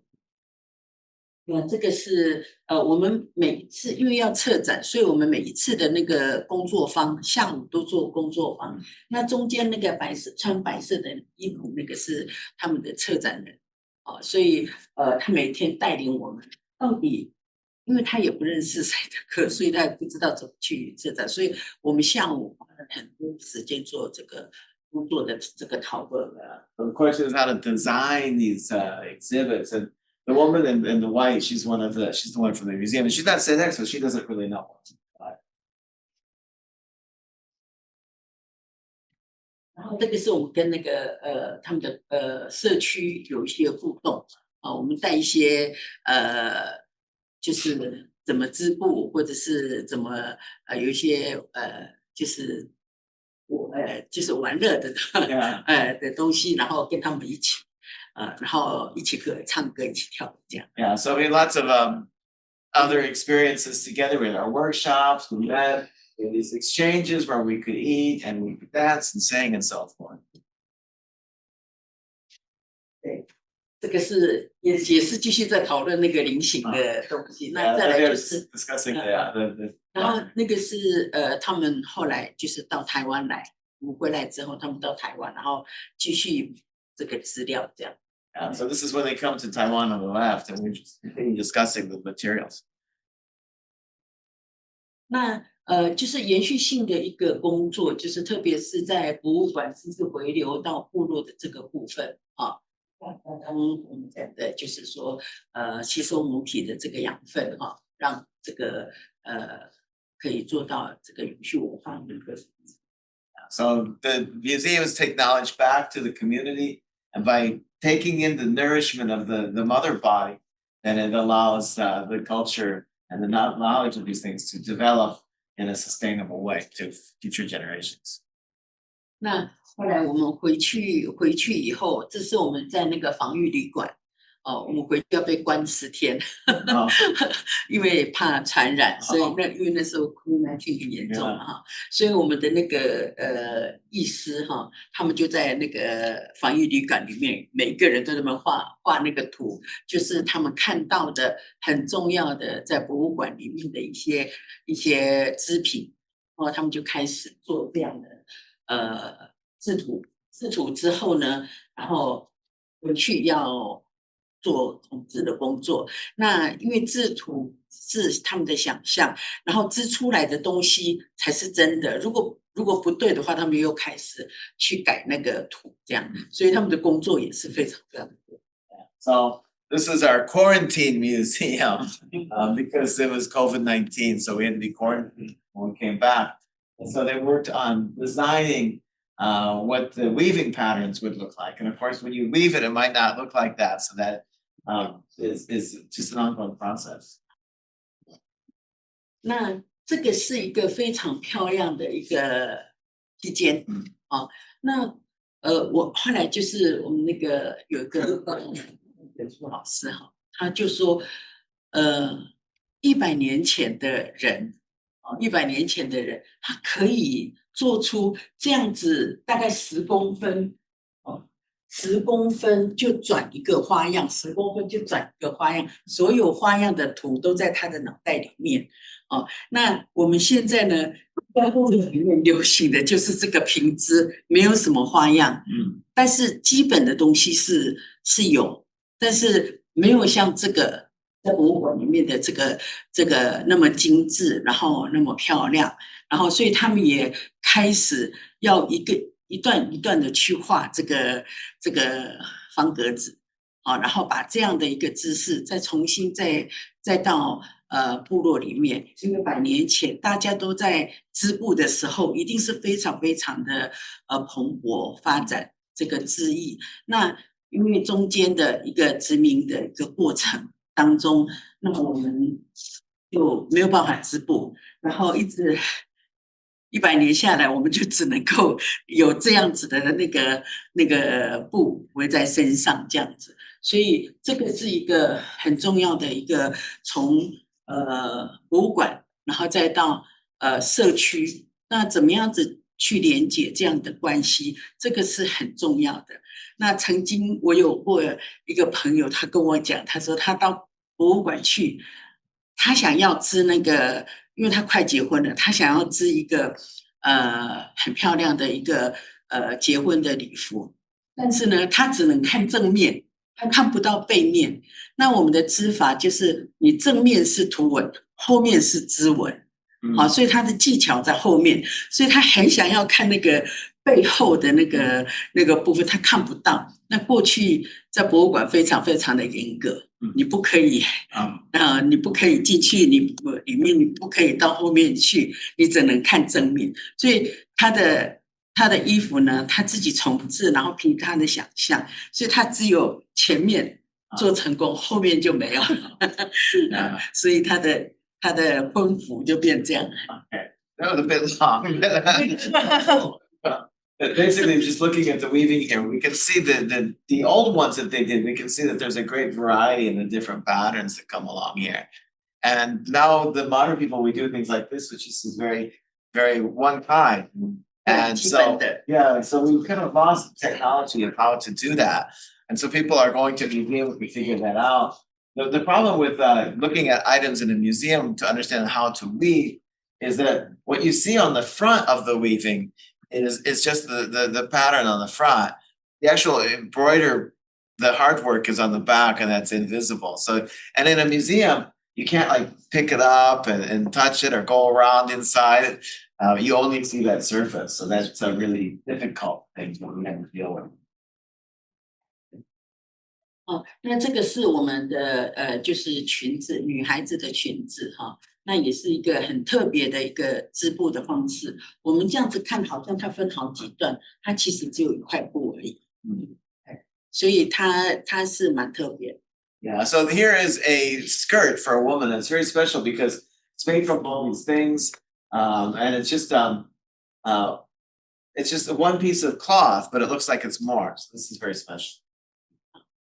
所以我们就开始画这个，就是它是什么东西，它的质料是什么，然后我们就把所有的讯息放在这个片里面，然后带回去部落。So what we did was we took all of the information about the materials and how this was put together, and put it onto this this image here, and then we took that back to the community. 这个也是一样，这个也是非常非常复杂的。我们叫拉堵。刚刚那个是这个是拉堵的那个字纹。Yeah, so these are the patterns there of the lot clothing there. 那这个就是我们的传医师们，他们在重制，有一些他看到喜欢的，他就开始去重制，然后也展示给部落的人。Yeah, so this is our artists here that are replicating these.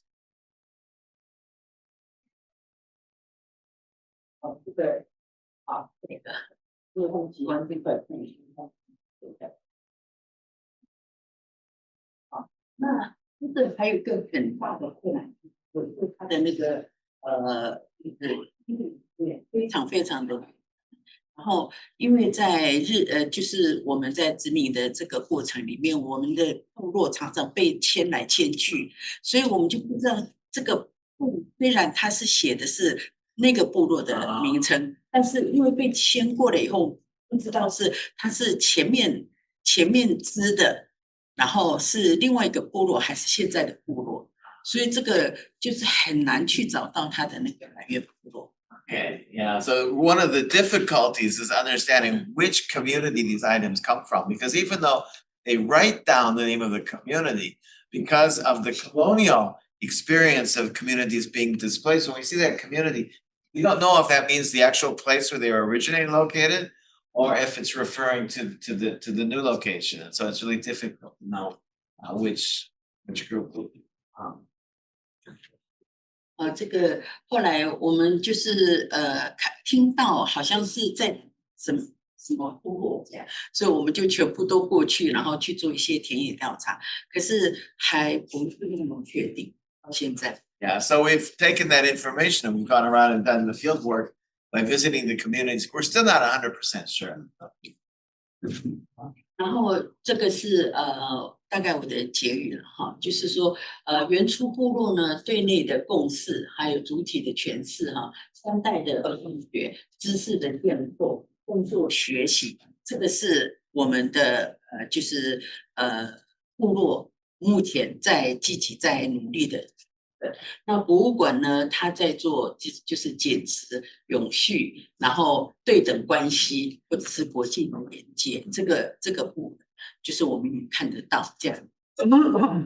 知识建构的部分是回流到部落里面，然后反省殖民的历史，然后物质文化或者是文物的统治。物质文化是要确定它到底是做什么用。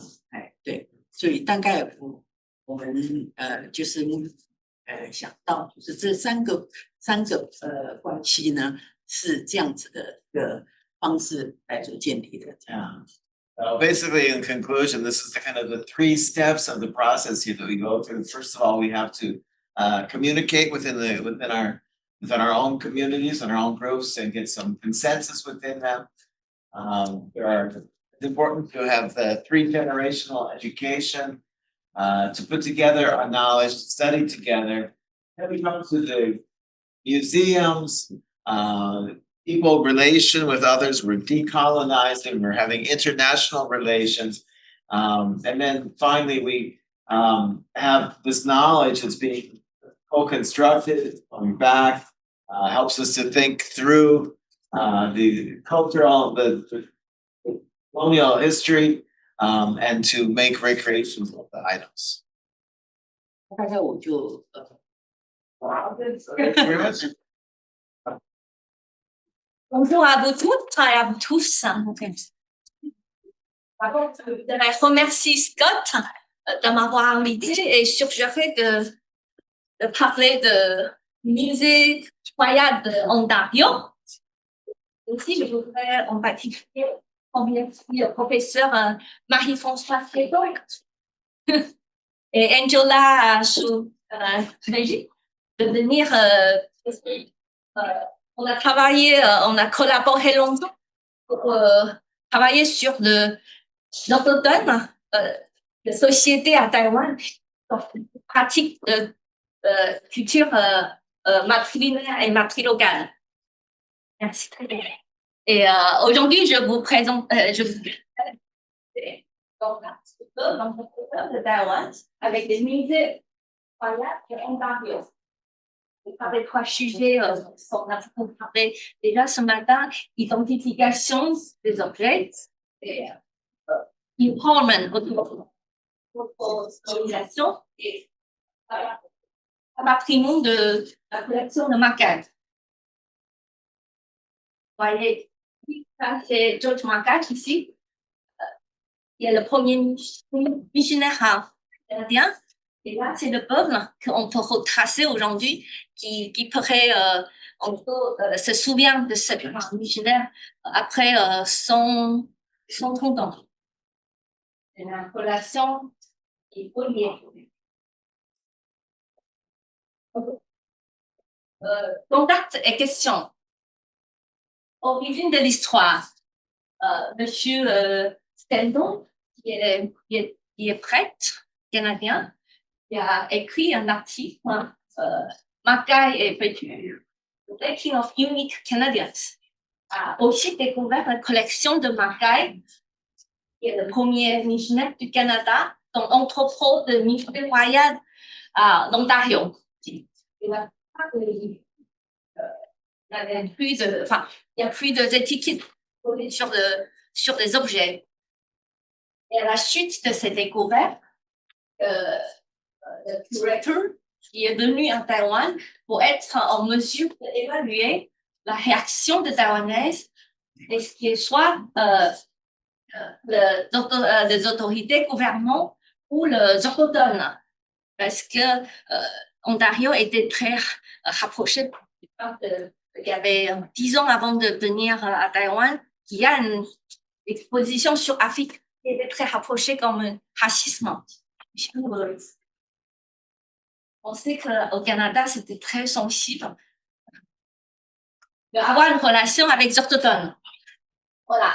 Et à leur demande, là, j'ai participé des contacts de terrain qui sont à identifier ces objets. Aussi permis aux descendants de leurs propriétaires de droit d'interagir avec ces objets pour la première fois. Je leur montrer des photos. Et à l'époque, j'étais encore étudiant de doctorat, j'étais encore doctorant. Quelles ont été leurs réactions? Et leur recherche antérieure, mon historien, néglige la voix des peuples autochtones par des chercheurs. Et je compléterai cette lacune et réfléchir en utilisant des concepts d'interaction entre les sujets de M. de Foucault et de l'anthropologie et de zone de contact de Madame et M. James Scott. Et Mackay et le peuple autochtone de Taïwan étaient liés en raison de l'expansion impériale. Et de l'histoire missionnaire 1861 jusqu'à son décès en 1901. à travers des collections du Musée royal à Ontario de 2001, comment le Canada et Taïwan utilisent aujourd'hui la tradition de l'autre pays pour donner leur propre nouvelle image. La relation internationale contemporaine complexe et la société civile multiculturelle, comment les deux pays et le peuple autochtone réalisent l'oppression développent des modes d'exposition et quel type de relations établissent-ils? OK. Comment si je réfléchis sur des idées, qu'est-ce que c'est un musée? OK, et sort du musée. L'espace est de retropie, les zones de contact. Mackay, c'est un cas d'analyse. Mackay est venu à Taïwan. Il a utilisé les ressources naturelles et culturelles de Taïwan pour établir le premier musée destiné à enseignement et à des fins missionnaires. Quelles sont les collections et les expositions? À l'époque, il a écrit un livre, From Far Formosa, de Noir de Formosa. Il a écrit ça en 1800, à peu près 90, à New York. C'était publié. OK. Et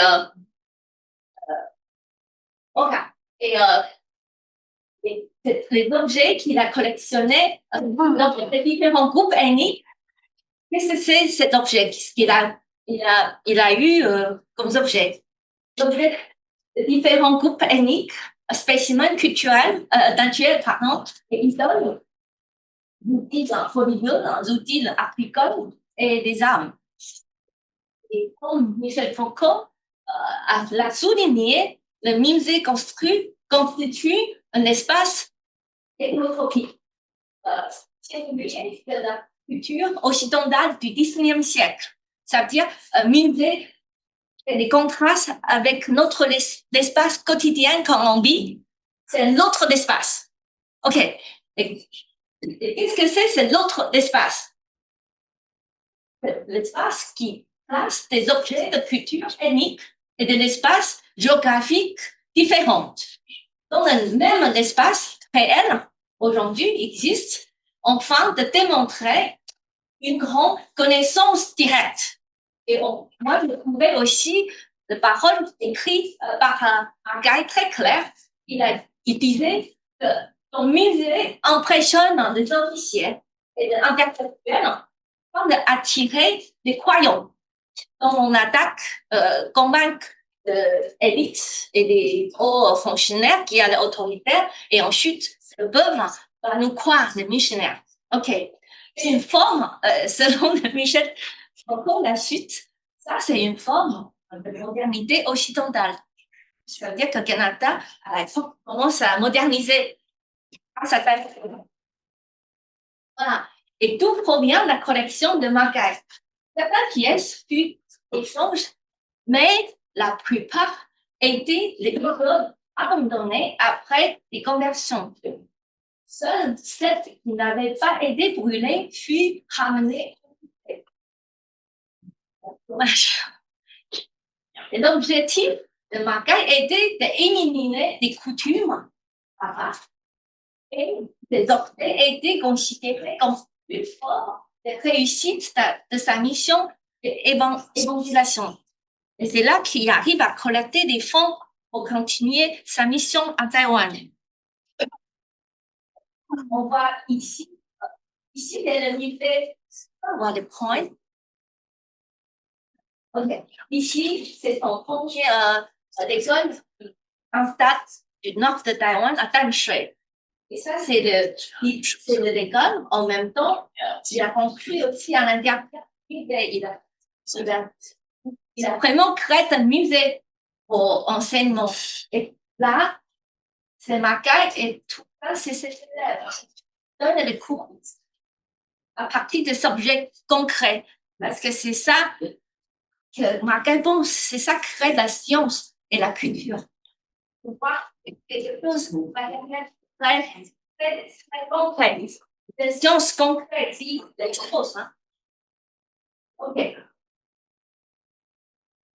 comment les autochtones taïwanaises interagissent avec le macaque. Je reviens sur les idées de zone de contact. Mais accent sur le processus de contact au sein de relations de pouvoir extrême asymétriques, sur la manière dont le sujet se forme à travers leurs relations. C'est une sorte de coexistence, intersection et cosection, c'est-à-dire une collaboration. Et en fait, zone de contact d'origine pour critiquer la théorie de la communication, de la conquête et de la domination.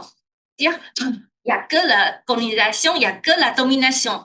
Il n'y a pas un côté, on entend très rare, on n'entend jamais la voix des autochtones. Très rare. Et en 1882, Mackay commença à pêcher auprès de tribus Peiboa, Kavalan, à Ilan, au nord-est de Taïwan. Et ensuite, 10 ans après, on voit qu'il y a 2000 personnes avaient choisi de se faire baptiser. Trois guerres de croyants aidés puis de peuples autochtones, il y a une conversion collective, on voit très clair. Et ce qui était très différent de Han chinois qui ne croyaient pas au christianisme. Je fais ça pour casser que quand même il y a quelque chose entre en même époque. Pourquoi il y a un groupe de gens qui est converti, qui a choisi de croire en Mackay? Il y a quand même ce qu'on a dit agency. Soit le peuple Kavalan a dit choisi de croire à la religion de Mackay. Puis ici, il y a, voilà, principalement, c'est parce que des orthodoxes mangent de pêche leur primaire longtemps et mon père il a acheté de l'outil à New York et ensuite il a arraché la plupart du temps les orthodoxes. Et c'est ça, et la vie va rentrer dans le village. Aussi, à l'époque, il y a beaucoup de malaria, il y a beaucoup de morts. Et les orthodoxes, il a donné des médicaments. Et en plus, je trouve très intéressant parce que c'est missionnaire hommes. Et chez les Kavalan, il y a que des femmes chamanes. Il y a l'atmosphère religieuse du chant lors de l'évangélisation. J'ai eu ça, c'est des échos que j'ai interviewés avec leurs descendants des Kavalan et aussi des livres. Et aussi, il y a moi-même, et aussi à l'autre chercheur qui a ces idées-là. De côté, il y a des idées encore très intéressantes qui est par John Schaeffer. Il a dit, en fait, les Kavalan ou les orthodoxes taïwanais étaient mécontents de la perte de terre et de la migration causée par les conquêtes chinois. Ils espèrent échapper à leur statut dégradé et impuissant au sein de la société Han, en choisissant de nouveaux missionnaires qui présentent une force étrangère. C'est un peu comme ici, il y a les Canadiens, il y a les Français, il y a les British. Il y a deux forces présentes. Voilà. C'est là en 1871. Je reviens 100 ans après. Contact avec des musées royaux en Ontario. Identification des objets et religieux.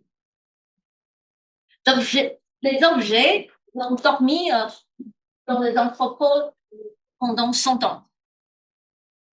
En 2000, ils ont été expliqués au musée Shoni à Taïwan. C'est un musée privé avec aide des anthropologues. Et maintenant, ils sont exposés dans la salle d'exposition permanente du musée royal à l'Ontario. Et le Canada possède les droits de collection et d'exposition. Et c'est Noir de Taïwan. Je me suis rendue avec 2 autres professeurs sur le lieu où Mackay avait séjourné et nous avons demandé aux descendants des propriétaires des objets de l'identifier. C'était très, très difficile. Je leur ai montré des photos. Vous voyez ici, je leur montrais des objets. Il y a 200 pièces. On a choisi à peu près 100 pièces en photo. Et on leur montrait pour la première fois qu'est-ce que c'est ces objets. Est-ce qu'ils se reconnaissent? Ça appartient à eux. Et non penser ces objets. Et en plus, est-ce qu'il y a quelque chose qui ressemble à nous montrer, par exemple? Dans l'histoire avec le missionnaire. Et voilà, et aussi, on a aussi également visité des antiquités, c'est ça. Il y a beaucoup d'objets, on ne retrouve plus aujourd'hui. Et seulement un musée, il y a un musée national de Taïwan et aussi musée, l'Université nationale de Taïwan. Ce musée-là, il y a des collections en fait de la même époque. On a fait une comparaison en parallèle pour savoir plus de objets. C'était une mission impossible. Il y a beaucoup de choses qu'on ne connaît pas. Et la plupart des gens ne se souviennent pas de Makai et ne connaissent pas le vestige culturel aussi de voir. Ça veut dire, qu'est-ce que ça veut dire ça? Ça veut dire que les objets parlent de la perte de leur terre et de leur culture.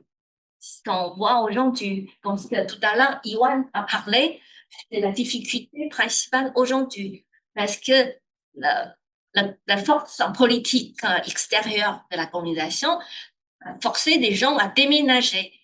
C'est totalement différent, seulement 50 ans ou 20 ans. Là, il y a 100 ans, il y a combien de générations?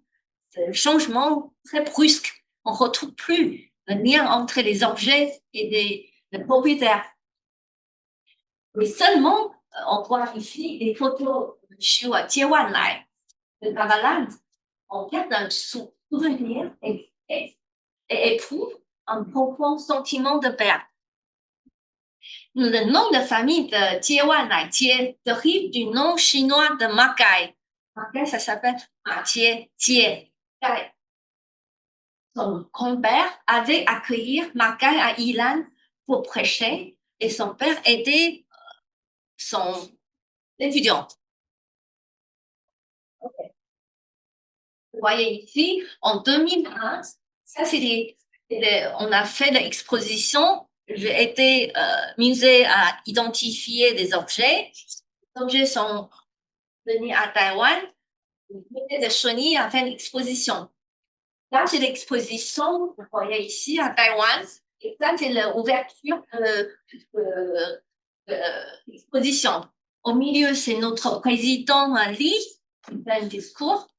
Et derrière, ici, c'est le petit-fils de Makai qui est venu. Ici, c'est le musée directeur de Cheni, le musée de Cheni. Ici, c'est l'ambassadeur canadien à Taïwan et le directeur du musée Fayad à Ontario.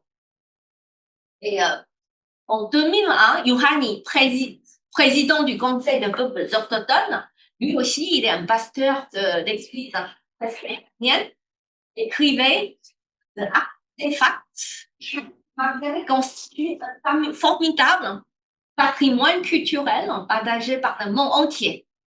Leur collection et leur exposition au musée permet au monde de reconnaître la diversité de la culture taïwanaise et de lui accorder attention qu'elle mérite à l'échelle internationale.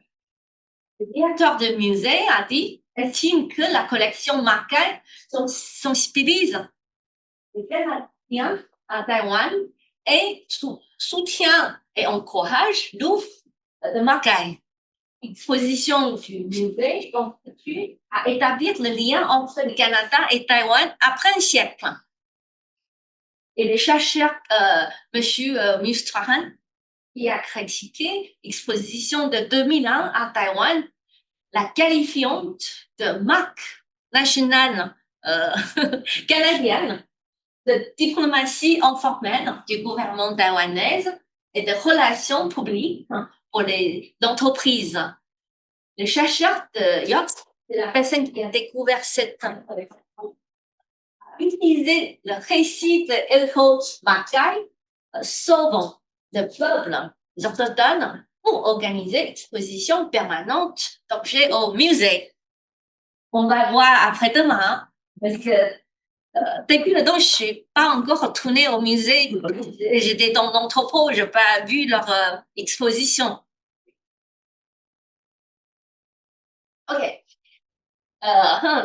Reconnaissance et autonomisation. J'ai un peu de temps. Encore. OK.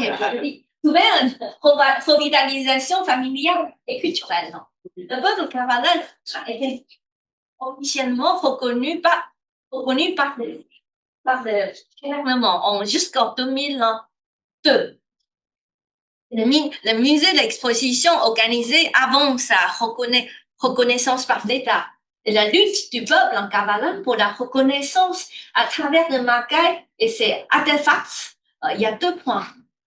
Ça, c'est l'histoire après les contacts avec la collection de Mackay. Le monsieur que je vais vous montrer tout à l'heure, monsieur Taiwan,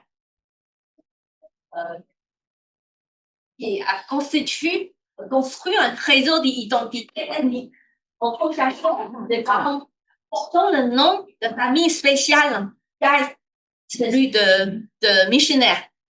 Parce qu'il craignait d'être considéré comme des barbares s'il s'appelait directement Cavalan.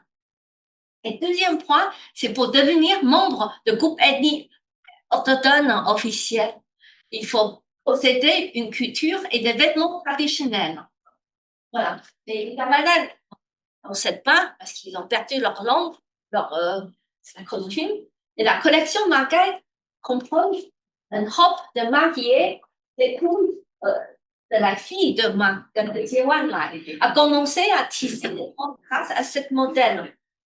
Voilà. C'est sa femme. On voit très clair qu'elle essaye de retisser, retracer le tissu qu'on a trouvé au musée.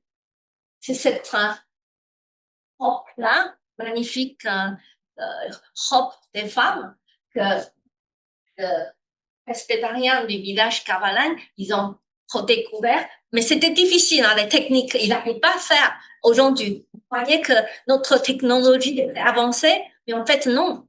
On n'arrive pas à faire la même chose que les ancêtres qui a fait il y avait 100 ans. Ils ont une nouvelle aventure, nouvelle création. Les techniques de tissage traditionnelles sont trop compliquées et difficiles, alors les jeunes s'adaptent et innovent. Et ils espèrent visiter le Canada pour découverte originale, parce que sinon la collection était un peu noire. OK. La conclusion. Ouverte. Conclusion. Rapatriement de la collection Mackay à Édimbourg. En 2023, pour la première fois, le chef Taiwan et une chamane Taiwan se sont rendus à l'université Édimbourg pour ramener 4 crânes de guerriers de sa collection. C'est ici. Le chaman Pan Baozhu.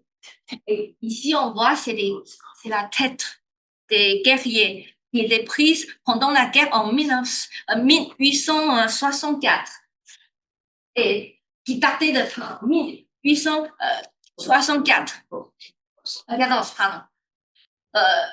J'ai commencé à travailler avec cette chamane il y avait 1 an. J'étais très touchée. J'étais étonnée. Comment vous voulez faire le DNA, ADN? Mais le peuple a refusé. Et le peuple a aussi refusé le rapatriement de 4 têtes. Pourquoi? Parce que les guerriers ont perdu leur tête. Ils reviennent dans notre visage. Selon leur croyance, vivant, ça rapporte malheur pour tout le monde, pas seulement pour la famille.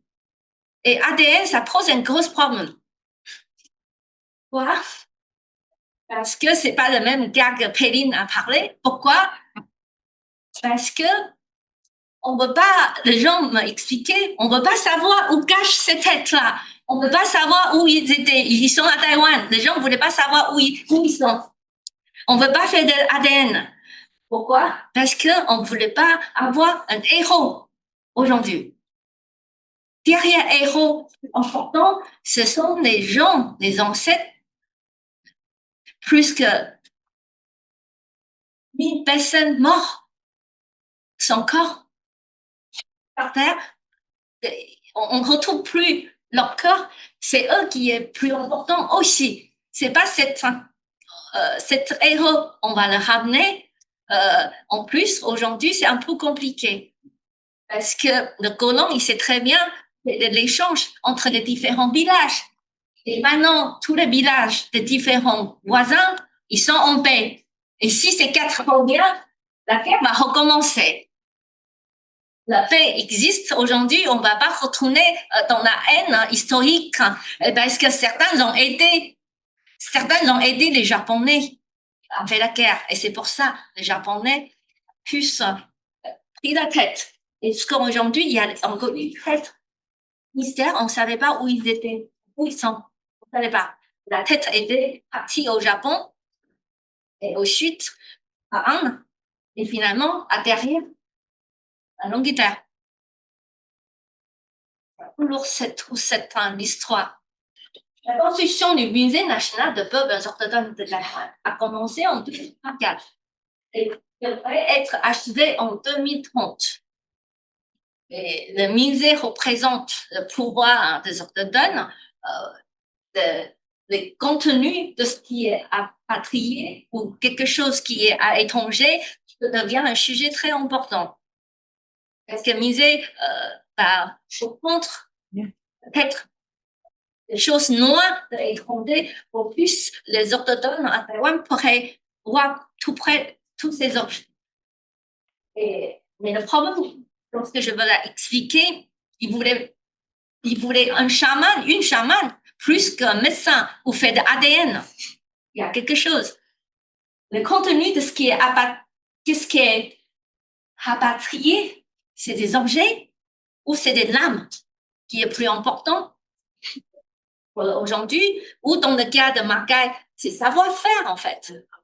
C'est pas quelque chose, un très fétisme, quelque chose fixé ou coincé dans les idées matérielles, entre guillemets réelles. C'est pas ça qui compte pour les aborigènes. Ce qui compte, c'est quelque chose qui est plus c'est vendu sentiment envers leurs ancêtres spirituels et aussi savoir-faire. Et en fait, le contenu, ce qui est rapatrié de collections étrangères comme celui de musée royal à l'Ontario, est également devenu un centre de l'attention aujourd'hui. Voilà, je m'arrête là. Merci.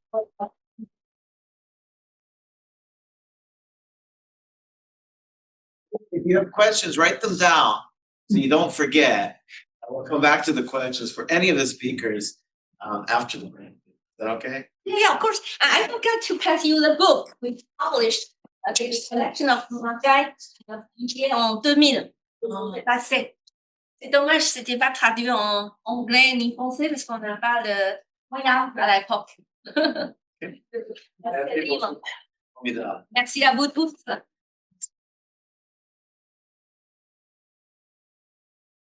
We're resolving some technical issues, so we're switching the order around a bit.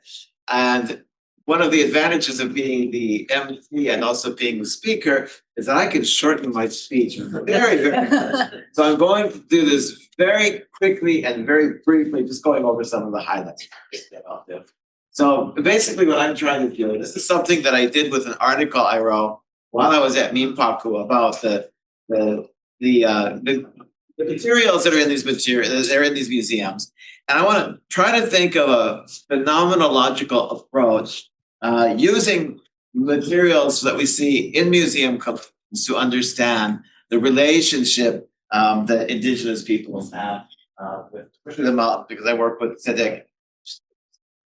So basically, really quickly here, I think that what's important other than the fact that I went to the University of Ottawa and I went to Stockholm and wrote 2 books about the Tzedek, and that my grandmother here is holding me as a little baby, was from Canada. Even though I was born in Indiana in the USA, my grandmother was from Canada, was always telling me how she regretted moving to the United States. And I have to move back to Canada. and so I did. And what I found out actually after she passed away is that in her Bible, something fell out, and it was a trace of a visit of Mackay to her church in Toronto, the Bonar Presbyterian Church, and the work that they had done to finance his missionary work. And so there is a connection between my grandma's family and Mackay, which means that unbeknownst to me, that for generations my family has had a connection with the indigenous people of Taiwan. So I think that's very important. So I started going to Taiwan in 1996, and I didn't work with indigenous people. I was recruited by Iko Shipan, who was working on trying to protest a cement factory in her city. And then I started doing the research there. I met her in the 90s. I wrote my first article about that and I've been doing research formally, which means I had a shirt grant in 2004, and that continued into 2024. I promised Iko and I would keep going back as long as I could. I did. But I learned a lot from the Turugu and Sedek. It's too complicated to go into, but they're all really Sedek, which means human being, but they have formed 2 officially recognized groups. And so Sedek have about 11,000 and Turugu have about 29,000. So it's quite a large number of people, larger than most indigenous peoples in Canada, in fact. They taught me maybe a phenomenological anthropologist, is they told me, you can't learn from books, you have to learn by doing. And so I learned it later, it's called phenomenology. I took that thing from them though. Go out with them and do things. And then you write down what you've learned, you write down your own experience, which is a way of triangulating what you learned from other ways. And I just wanted to stop here for a moment to look at a relationship that I had with Chucky, who was a very generous person, a very friendly person. Probably into he accidentally caught a monkey, and the monkey had a baby, so they were taking care of the baby until he could get itself. But they carry on going to the mountain, helping them gather some corn that they've grown, and he's showing me how to make a trap.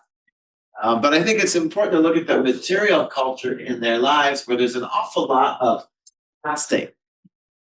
So today's life is marked by a lot of plastic and industrial goods, and I think that's important to know.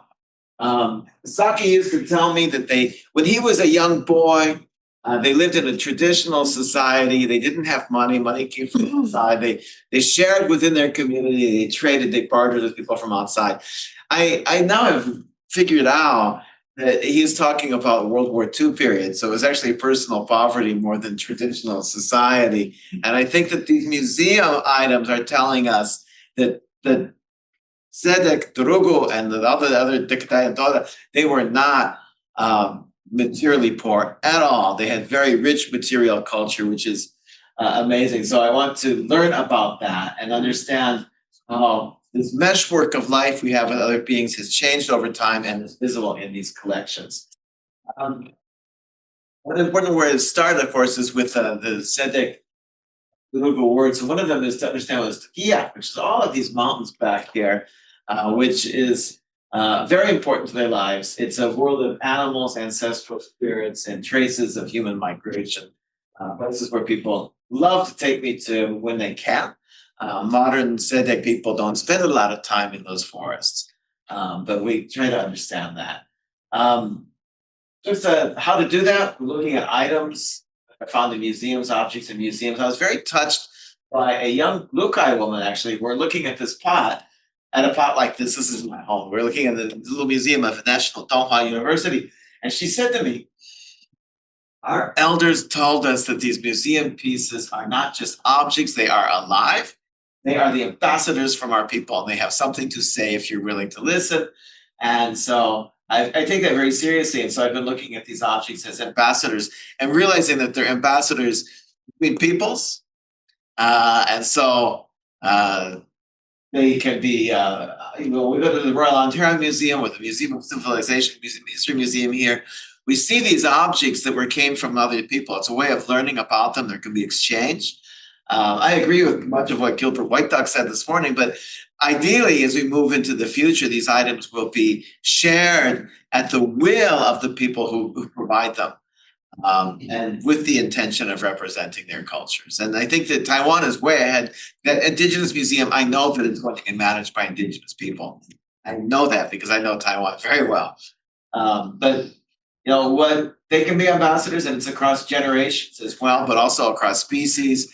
But it's going to take some real reconciliation. And one thing they showed me is that there were other ways of life before these petrochemicals, and they were very complex. So I visited Mikai's hometown.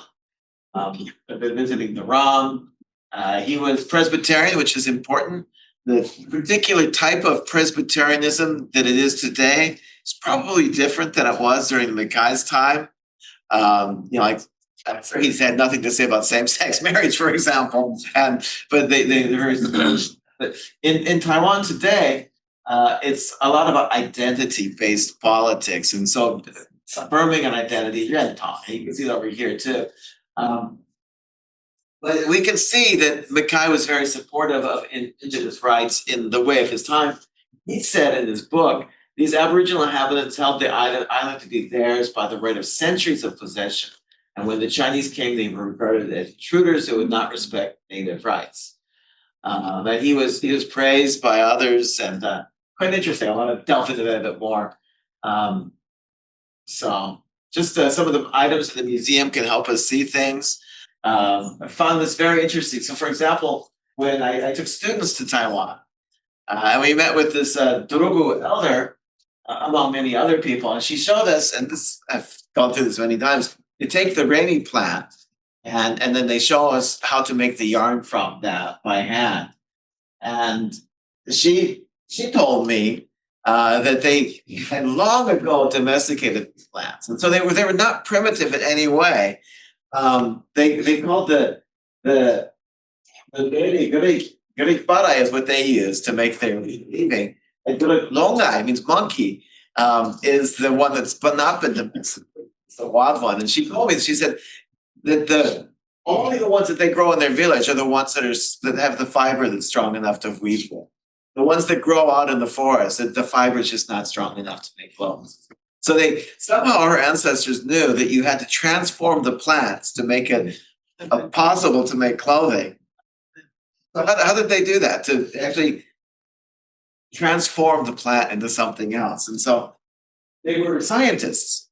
And if you look at, we'll have to do what Ewan did with these and make drawings and so forth of what all these pieces are and what they're made of, because it's incredibly complex. That it was not just Rami, but they had elm bark. They had some of things like purchased cotton, so they're already in trade networks.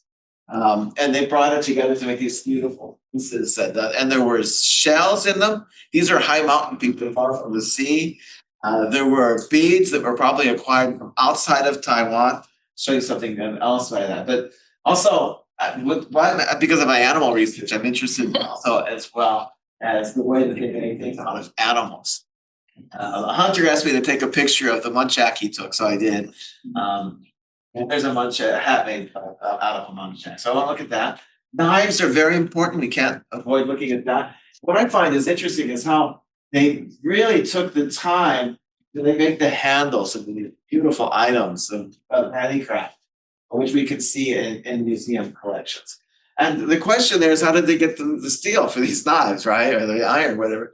So I think that's something to look into as well. There's obviously trade going on for quite a long time. You could rely on those knives. This was something that really the Royal Ontario Museum taught me. They had these carnelian beads, which are beautiful artwork. And so I think these are really, the archaeologists trace them back 1,500 to 600 years ago, which suggests that, and these probably came from outside of Taiwan, that there was all kinds of trade going on long before the colonial period. Also, these are usually prestige items in communities. So the Sedek, they may like to talk about being egalitarian, but there was definitely prestige differences within communities before. Maybe it's not exactly the romantic ideas from Claster that existed then, but maybe they still have the idea that people should be equal, even if there are inequalities in life. One thing that I find really interesting in the museum collections is that so much use of human hair figures and things. So we've got an example from the Royal Ontario Museum.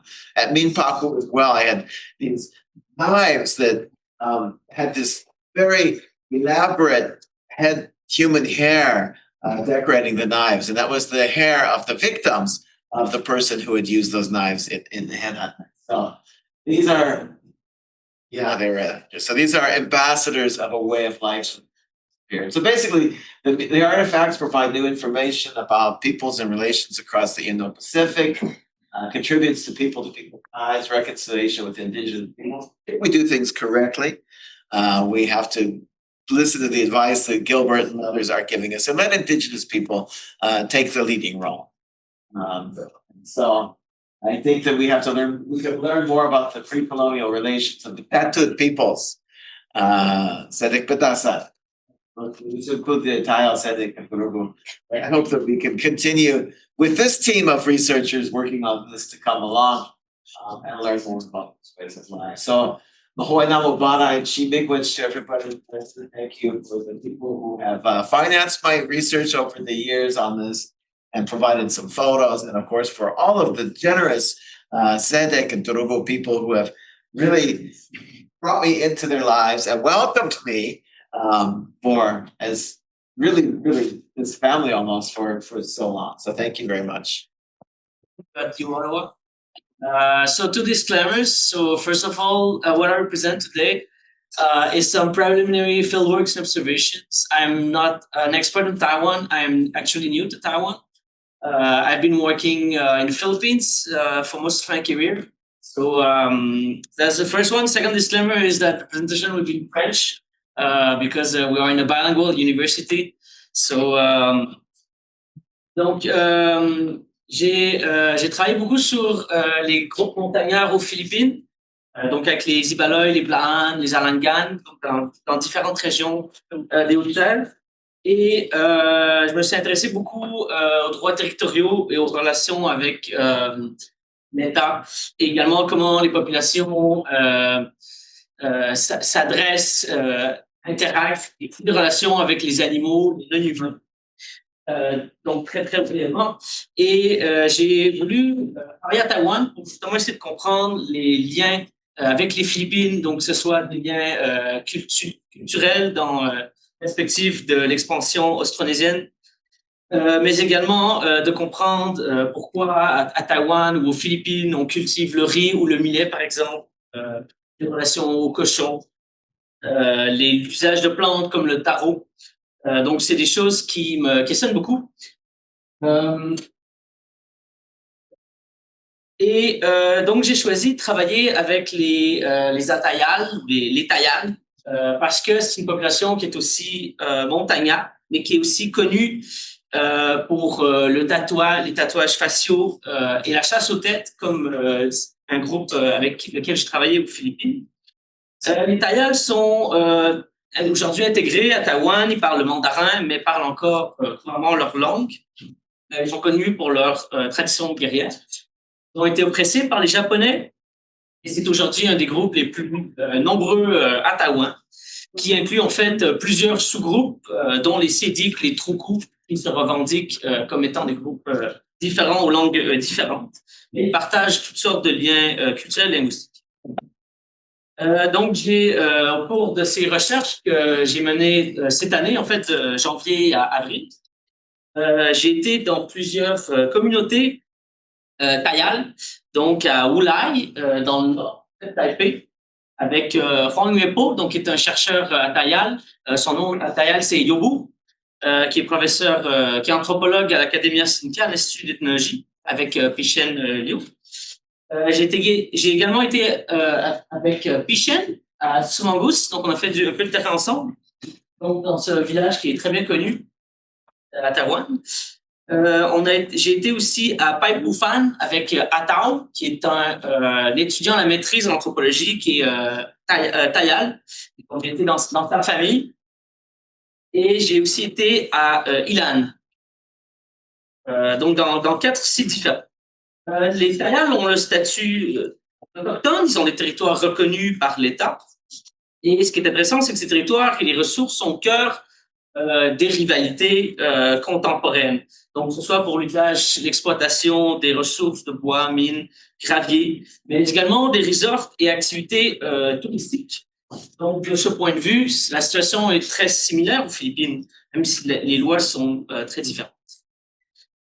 Autrefois, les Atayal se déplaçaient de manière périodique, un peu comme des semi-nomades. On trouve à Mindanao avec les Blahan, où un village est équivalent à peu près à une famille. Ils enterraient leurs morts sous les maisons, comme les Ibaloy également. L'État voudrait que les Autochtones conservent leur manière de vivre traditionnelle, tout en protégeant l'environnement. Donc, on leur demande de limiter la coupe de bois, par exemple, ou de chasser qu'en utilisant des outils traditionnels comme l'arc ou les flèches, ou encore des fusils fabriqués localement. Les Japonais ont obligé les Atayal à descendre de leurs montagnes et de construire des villages qui étaient alors beaucoup plus faciles à contrôler que l'habitation dispersée. Avec la colonisation japonaise, chinoise, la vie moderne, les Atayal ont perdu un certain patrimoine culturel important, comme on l'a présenté dans les précédentes présentations, dont le tissage, l'art du tissage, et l'art du tatouage également. Donc, aujourd'hui, un peu partout, ce que j'ai constaté, c'est que les Atayal cherchent à se reconnecter avec leur culture du passé, avec leurs ancêtres. Donc, j'ai été à Wulai, dans une école expérimentale de Xinjiang, qui en a plusieurs de ce type, où les jeunes, en fait, peuvent apprendre toutes sortes de pratiques du passé. Donc, ils apprennent aussi la langue Atayal. Ils apprennent également à construire les maisons comme ils le faisaient auparavant. Donc, il y a plusieurs écoles de ce type qui existent. Je trouve ça très intéressant. Si vous avez Yobu, à l'intérieur d'une de ces maisons traditionnelles reconstruites par les jeunes Atayal de cette école, et ici une machine à tisser dont le savoir se perd et on essaie de récupérer. Et c'est intéressant parce qu'aux Philippines également, l'art du tissage il y a eu beaucoup de pertes et on est aujourd'hui de retrouver ces pratiques. Pourquoi les tatouages faciaux étaient les yeux des ancêtres qu'on marquait sur le visage et le corps des Atayal. C'est aussi un marquage du passage à l'âge adulte. Et être tatoué permettait, lorsqu'on décédait, d'entrer dans le territoire des ancêtres. Aujourd'hui, on ne retrouve plus de tatouages, mais on retrouve les yeux des ancêtres partout. Dans l'artisanat Atayal, dans les vêtements, les tissus, les sacs, les foulards. On peint même les bords des routes, comme vous pouvez le voir ici. On peint le bord des routes avec les yeux des ancêtres sur les ponts. On trouve ce motif. C'est Atao, chercheur étudiant à Taiwan avec qui j'ai travaillé. Donc, les informations que j'ai pu trouver, c'est l'explication de ce motif. Les lignes horizontales représenteraient le pont arc-en-ciel qui conduit les défunts vers le royaume des ancêtres. Les losanges, quant à eux, symbolisent les yeux des ancêtres qui protègent les Atayal tout au long. Et dans cette reconstruction, cette création des yeux des ancêtres un peu dans la vie quotidienne, on rend les ancêtres omniprésents. Les Atayal disent que les ancêtres voient tout. Donc, tout ce qu'on fait est présenté dans le regard des morts. Les ancêtres protègent les vivants, ces derniers s'assurent de porter leur vie. Les ancêtres et les représentations visuelles deviennent comme des musées vivants, omniprésents dans les maisons, les villages, les routes, et même sur les humains qui les portent comme des vêtements. Il rappelle aux Atayal, comme aux autres populations autochtones et non autochtones, que les ancêtres Atayal vivaient dans ces montagnes et en sont les premiers habitants. Ici, c'est pour vous montrer donc un cours que Attao a créé dans son village pour réapprendre aux jeunes à tisser, à apprendre à tisser. À Somangus, donc ce village qui est très connu, donc c'est une société qui est basée sur le collectivisme, c'est un cas qui est très intéressant. Donc c'est basé sur le partage et c'est en fait un système qui est très chrétien. Donc c'est basé sur les principes de coopération, du collectif et de copropriété, qui sont appelés kinunam, et qui est une analogie en fait du tissage, comme vous pouvez voir avec cette citation. Donc, in the process of weaving, every thin thread will be woven together tightly to create something beautiful. Les gens de Somangus m'ont dit qu'autrefois, il n'y avait pas de conflit dans ces montagnes, parmi les ancêtres. Le plus âgé héritait toute la terre, le plus jeune migrait ailleurs. Dès 91, il a commencé à avoir du tourisme local dans le village. Et c'est là où les inégalités ont commencé, puisque ceux qui recevaient plus de touristes avaient plus d'argent que les autres. Donc, ça a créé des problèmes. Et la solution locale qu'ils ont trouvée entre eux, c'est de collectiviser la terre, le revenu. Donc, c'est une société qui est protestante. Donc, la religion est apportée par un atayal d'une communauté voisine, qui était le premier à acheter de la terre et initier le processus de collectivisation. Ils ont envoyé une délégation en Israël pour s'inspirer des kibbutz où la propriété est commune et l'égalité est centrale. Donc, à Somangus, il n'y a pas de chef. La terre appartient à tout le monde. En principe, mais en fait, il y a aussi une minorité de à peu près 20% qui n'accepte pas cet idéal de collectif et ne travaille pas en groupe et utilise la propriété privée. Pour les autres, à peu près donc la grande majorité du village, ils partagent tout. Lorsqu'ils chassent, par exemple, la viande doit être partagée avec toutes les familles. La communauté donne à tous les membres un travail qui correspond à leurs compétences, avec un même salaire, et ils leur donnent même 120 000 NTD pour construire une maison, lorsqu'ils fondent une famille. Lorsqu'il y a un problème, la communauté se rassemble, discute et vote. Donc, ils ont par exemple récemment interdit la consommation d'alcool, parce que ça causait des problèmes. Et comme on a pu le voir avec Pichen, donc je vous donnerai pas le nom de cette personne, mais un ami nous a amené dans la forêt il a sorti de son sac en secret des bières pour les partager avec nous en secret, parce qu'il nous a dit que si les autres le voyaient, il n'aurait pas son bonus du mois. Donc ça vous donne un peu une idée des c'est pas tout comme sur le papier. Donc, l'État a revendiqué récemment une partie de leur forêt pour créer un espace de préservation, donc qui est un point de contention avec la communauté. Ils veulent reprendre contrôle de leur forêt et la protéger à leur propre façon. On cultive le millet, le trachis, 6 espèces de millet. Ils font aussi de l'alcool de millet. Et ils sont connus aussi pour leur production importante de pêche. Ils m'ont parlé que le millet est vivant et a un esprit. Même si certains disent que c'est une invention des anthropologues, d'autres disent que le millet a bien un esprit. Et c'est le sang du poulet sacrifié qui lui donne vie. Certains disent qu'avant de planter le millet, il faut parler aux esprits de la terre, les Yutus. Mais les compagnons avec qui j'ai interviewé, on a interviewé une dame qui avait presque 100 ans, et qui parlait avec un mix d'atayal japonais et chinois. Même les membres de sa propre famille avaient de la difficulté à la comprendre. Et ils n'ont pas été capables de savoir qu'est-ce qu'étaient les Yutus. Ce sont les esprits de la terre. Lorsqu'on meurt, les morts traversent le Ongu Utuk, le pont des ancêtres, et deviennent... Pendant les rêves, les esprits des humains se promènent. C'est comme être mort temporairement. Ça veut dire qu'on peut se retrouver le temps d'un rêve dans le monde des ancêtres et leur parler. Ceci nous indique ce qu'il faut faire, on nous donne des signes. Un gibier qui a été aperçu, par exemple. Donc, c'est une idée qui est très commune aussi aux Philippines. Donc, un extrait ici. Sleeping is like being dead temporarily. The spirits in the body travel from the world of people to the world of the spirits and communicate with ancestors. This natural occurrence in everyday life has evolved into a ceremony for speaking about and interpreting dreams. Whenever something important occurs, the first thing to do is to dream. Then, based on the meaning of the dream, decide what to do next. For example, when someone dreams about many flies, it means that hunters already captured their prey. At such time, hunters can depart for the hunt without war. Et je trouve ça intéressant parce que finalement, on est toujours connecté aux ancêtres par ses rêves et l'importance de rêver.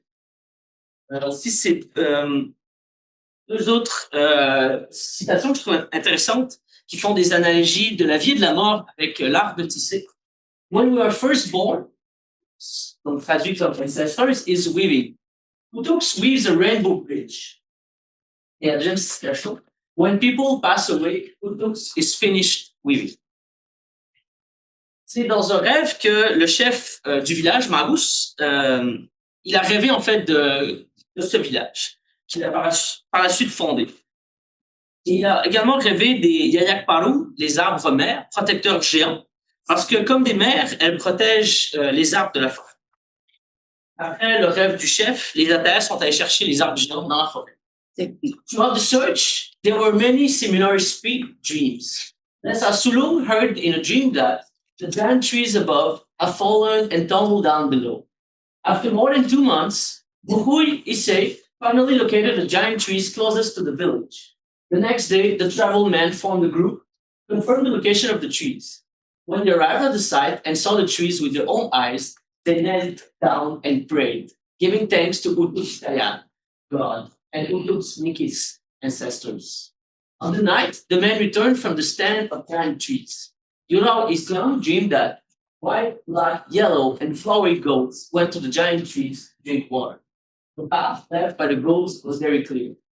The next day, the tribal members discussed the dream and what it might mean. Nessa Sulung, who had the gift for interpreting dreams, said that the goats symbolized people. The different colors of the goats mean that in the future, people of many different ethnicities would come to visit the giant trees. So, ces arbres, donc ils sont à peu près une centaine d'arbres centenaires et millénaires qu'on retrouve près du village de Smagus. Donc, il y a Yalakpalu, donc qui est une analogie d'air arbre. Les Atayal comparent ces arbres aux humains. Donc, ici, vous avez le plus vieil arbre de cette forêt. Donc, il y a près de c'est daté à 2500 ans. C'est le troisième plus grand arbre découvert à Taïwan. Cet arbre rappelle aux humains à quel point nous sommes petits et jeunes. Pour intéressant aussi, il y a une équipe de chercheurs qui a fait une survey on this tree. Ils ont trouvé 81 plantes qui vivent sur cet arbre. Donc,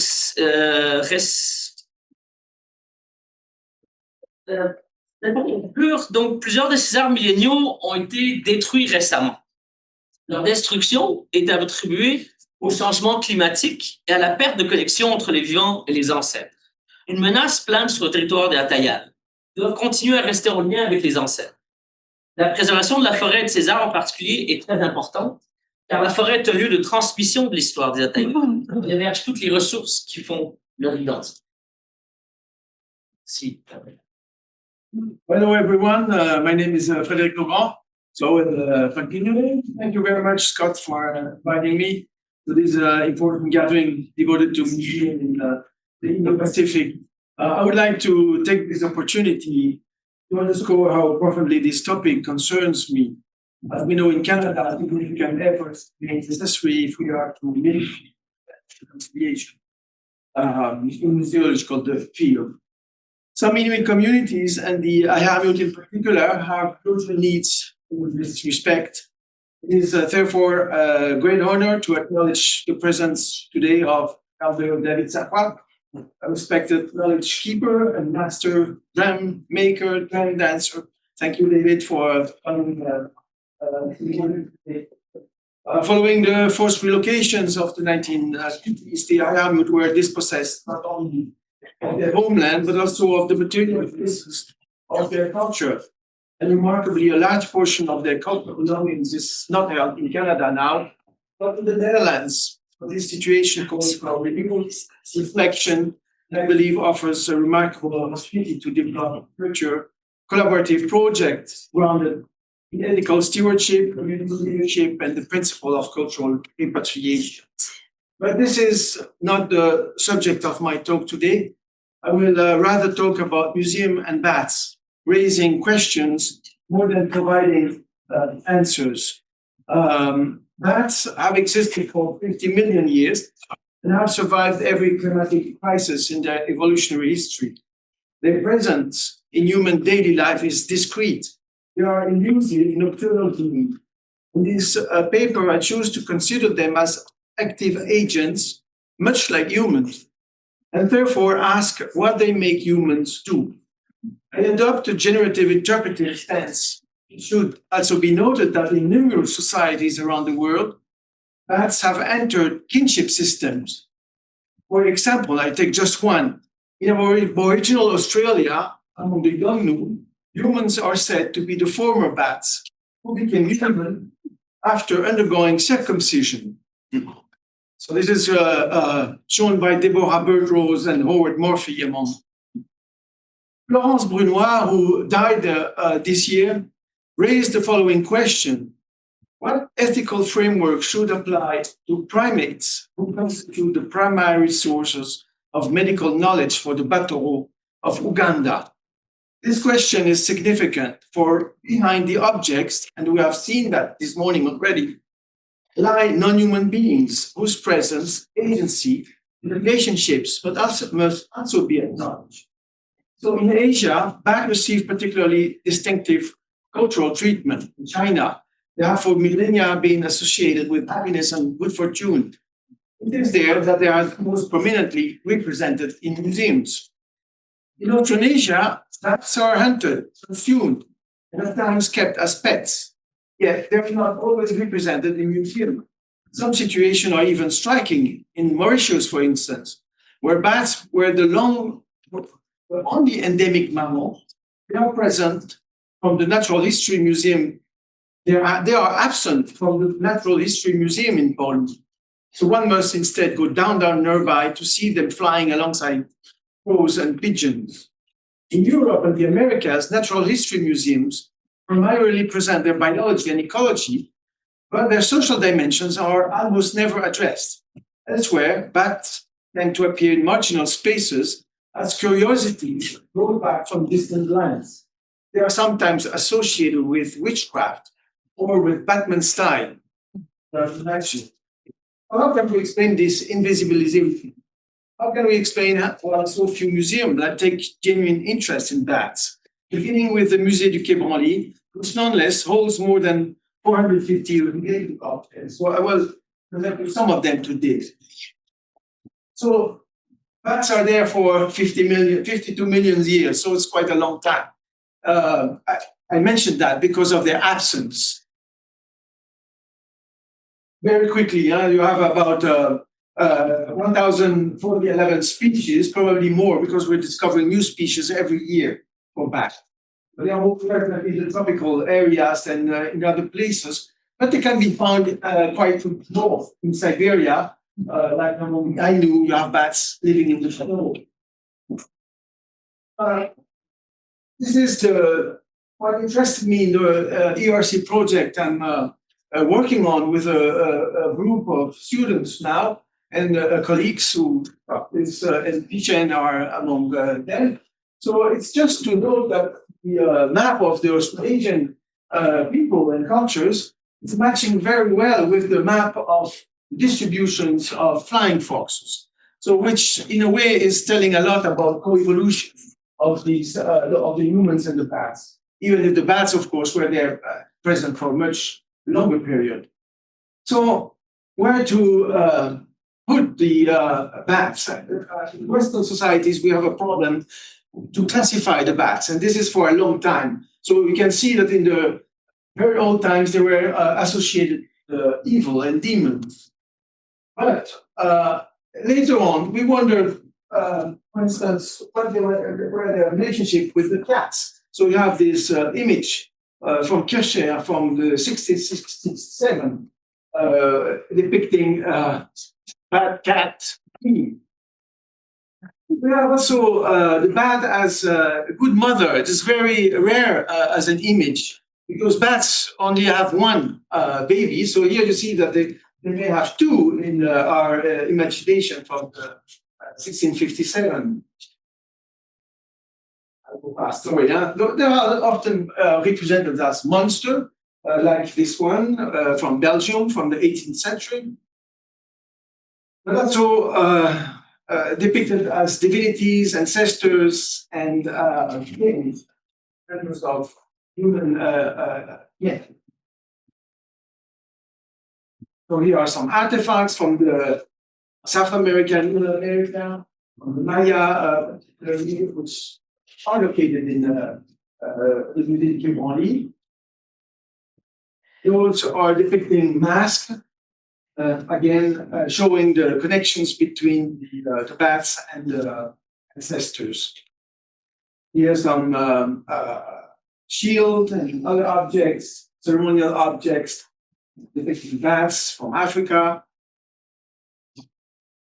Again, shields from Papua New Guinea. That go very fast. Je passe maintenant en français.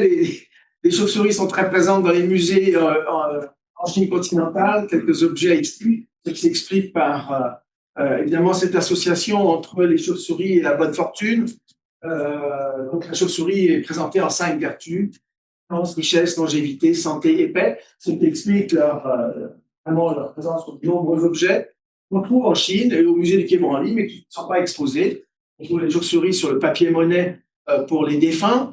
On les voit ici en vert, on en voit 2. Voilà, ici, parfois représenter des images très proches de d'autres êtres, comme des papillons.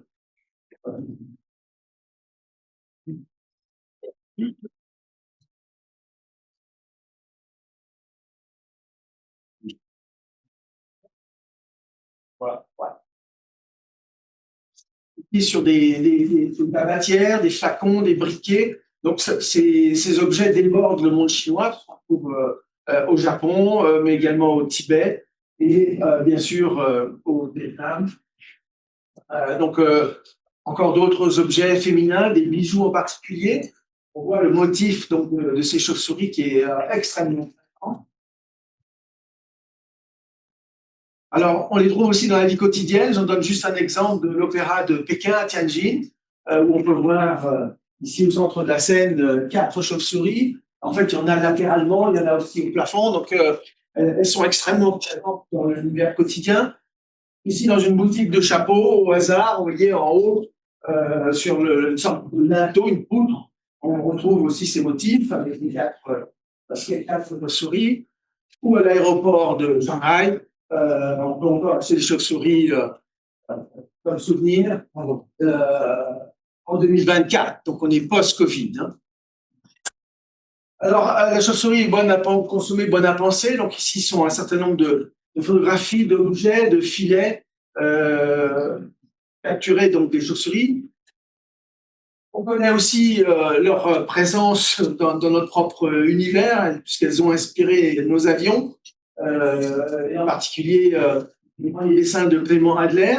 On a également des bombes qui ont été imaginées. Dieu merci, elles n'ont pas été mises en pratique. Mais néanmoins, elles montrent très bien notre connaissance des chauves-souris, puisqu'elles étaient destinées en fait à être utilisées contre les Japonais.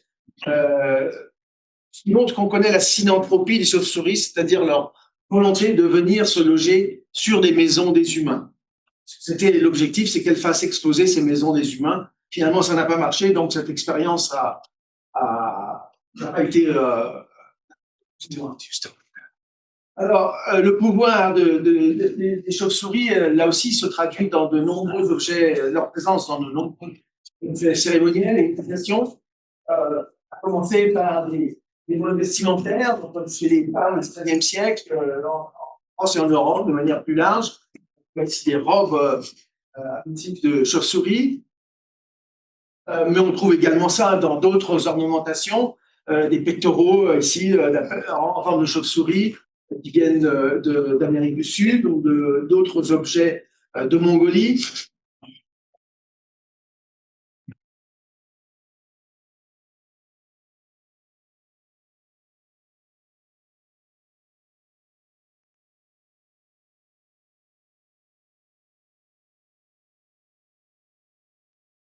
Alors, très intéressant, les chiroptères, un état avant le genre. On a des représentations en Papouasie-Nouvelle-Guinée qui montrent en fait des représentations des chauves-souris comme étant des êtres qui existent avant la différenciation du genre. Donc, ça aussi, c'est extrêmement intéressant. Je n'ai pas le temps d'élaborer, mais pour ces représentations, on trouve des chauves-souris dans des monnaies. Donc, vous voyez ici des dents, en particulier aux îles Salomon, mais des mandibules également. Donc, il y a toute une série de monnaies qui existent. On les trouve dans des os. Alors, ces objets servaient à fabriquer, enfin à faire des initiations, ou bien sorte d'autres objets. Donc, ça chez Mendy, chez Sulka. Également des pièces en textile, des sièges cérémoniels, des bases rituelles, anti-bouddhisme. Donc, ces animaux sont vraiment omniprésents. On les trouve bien sûr dans des photographies, ce sont des images qui renvoient à des initiations et à des peintures corporelles. On les trouve également dans des masques, des vêtements. Alors les vêtements, c'est intéressant parce que ça renvoie à des attributs des chefs. Dans notre propre monde, bien sûr, on a Halloween, on en sort, Dracula, etc. Donc là aussi, elles sont très présentes. Alors, voyez, ça, on arrive chez Scott, une chauve-souris de Guam, deux chauves-souris de petit zoo de Guam. Elles sont associées, bien sûr, aussi à la maladie. Donc, j'ai choisi ici quelques images chez des Kuna, chez les Sénoufos. On voit en fait leur rôle comme agente susceptible de transmettre les maladies, ou à l'inverse, des porte-bonheur, comme ici un exemple d'un objet qui appartient au monde des Han. On trouve aussi, alors bien d'autres encore exemples, des bols, des remèdes en forme de chauve-souris dans la vannerie pour la Guyane. Je disais tout à l'heure des objets qui appartiennent aux chefs. C'est manifestement le cas pour les objets Kanak. On voit que tous les objets rituels et cérémoniels des chefs comportent des éléments tirés des roussettes et des chiroptères. Donc, même si ces roussettes sont chassées et consommées, leur substance, leurs matériaux servent à la fabrique des chefs. Ici, j'ai pas le temps d'élaborer sur cette photo, mais elle est absolument fascinante. C'est une danse de la chauve-souris en Algérie. Donc, il y a toute une analogie qu'on peut faire grâce à des petits détails recueillis par Pandolfi. On voit bien ici qu'il y a une question de distance à maintenir. Donc là encore, c'est cette histoire du rôle des chauves-souris dans le domaine du politique. C'est vraiment très sur cette photo, elle est absolument splendide. Les chauves-souris, c'est aussi le même mot. Les chauves-souris, c'est le même mot que pour dire tatouage. Et là, donc on voit bien une petite connexion. Et donc c'est repris par des artistes contemporains pour montrer ces liens là encore entre l'humain et la chauve-souris. Et alors, ça c'est un motif, bien sûr, pour montrer cette dimension politique du justicier. Elle apparaît dans la figure de Batman chez nous, elle est présente là. D'ailleurs, ce motif en haut en jaune doit probablement provenir de Chine et des Han et être une copie ou une appropriation par des Occidentaux. C'est juste intéressant de l'avoir en fond. Et je terminerai par cette sculpture contemporaine de Linonus, parce qu'elle montre assez bien le conflit qui existe en Australie entre des aborigènes et les peuples urbains des grandes villes, pour qui la présence des chauves-souris est vraiment n'est pas souhaitée. Ils se plaignent de leurs odeurs, etc. Alors que les aborigènes, bien sûr, ils voient une figure de l'autochtonie en quelque sorte. Et donc on voit bien dans cette sculpture, l'artiste a représenté ces chauves-souris sur un espèce de panier pour prendre le linge. On a en dessous leurs excréments, vraiment pour se moquer cette problématique des chauves-souris comme des nuisances, alors que pour le monde aborigène, ça représente quelque chose de beaucoup plus fondamental. voilà, je vais m'arrêter ici. Désolé d'avoir fait ce voyage dans le monde des chiroptères aussi rapide. Mais la question principale que je souhaite poser, c'est comment expliquer pourquoi ces chiroptères sont aussi peu visibles dans les musées. Souvent, lorsque j'ai visité une dizaine de musées en Europe, à chaque fois on me dit mais non, il n'y a pas de chauve-souris. Et quand on a accès aux objets dans les réserves, on s'aperçoit en fait qu'elles sont omniprésentes dans leur représentation. Des fois, c'est des designs, des éléments, Donc, il y a quelque chose là de finalement notre malaise avec ce monde de la nuit, pas trop placé dans nos propres taxonomies, quoi, et qui nous dérange.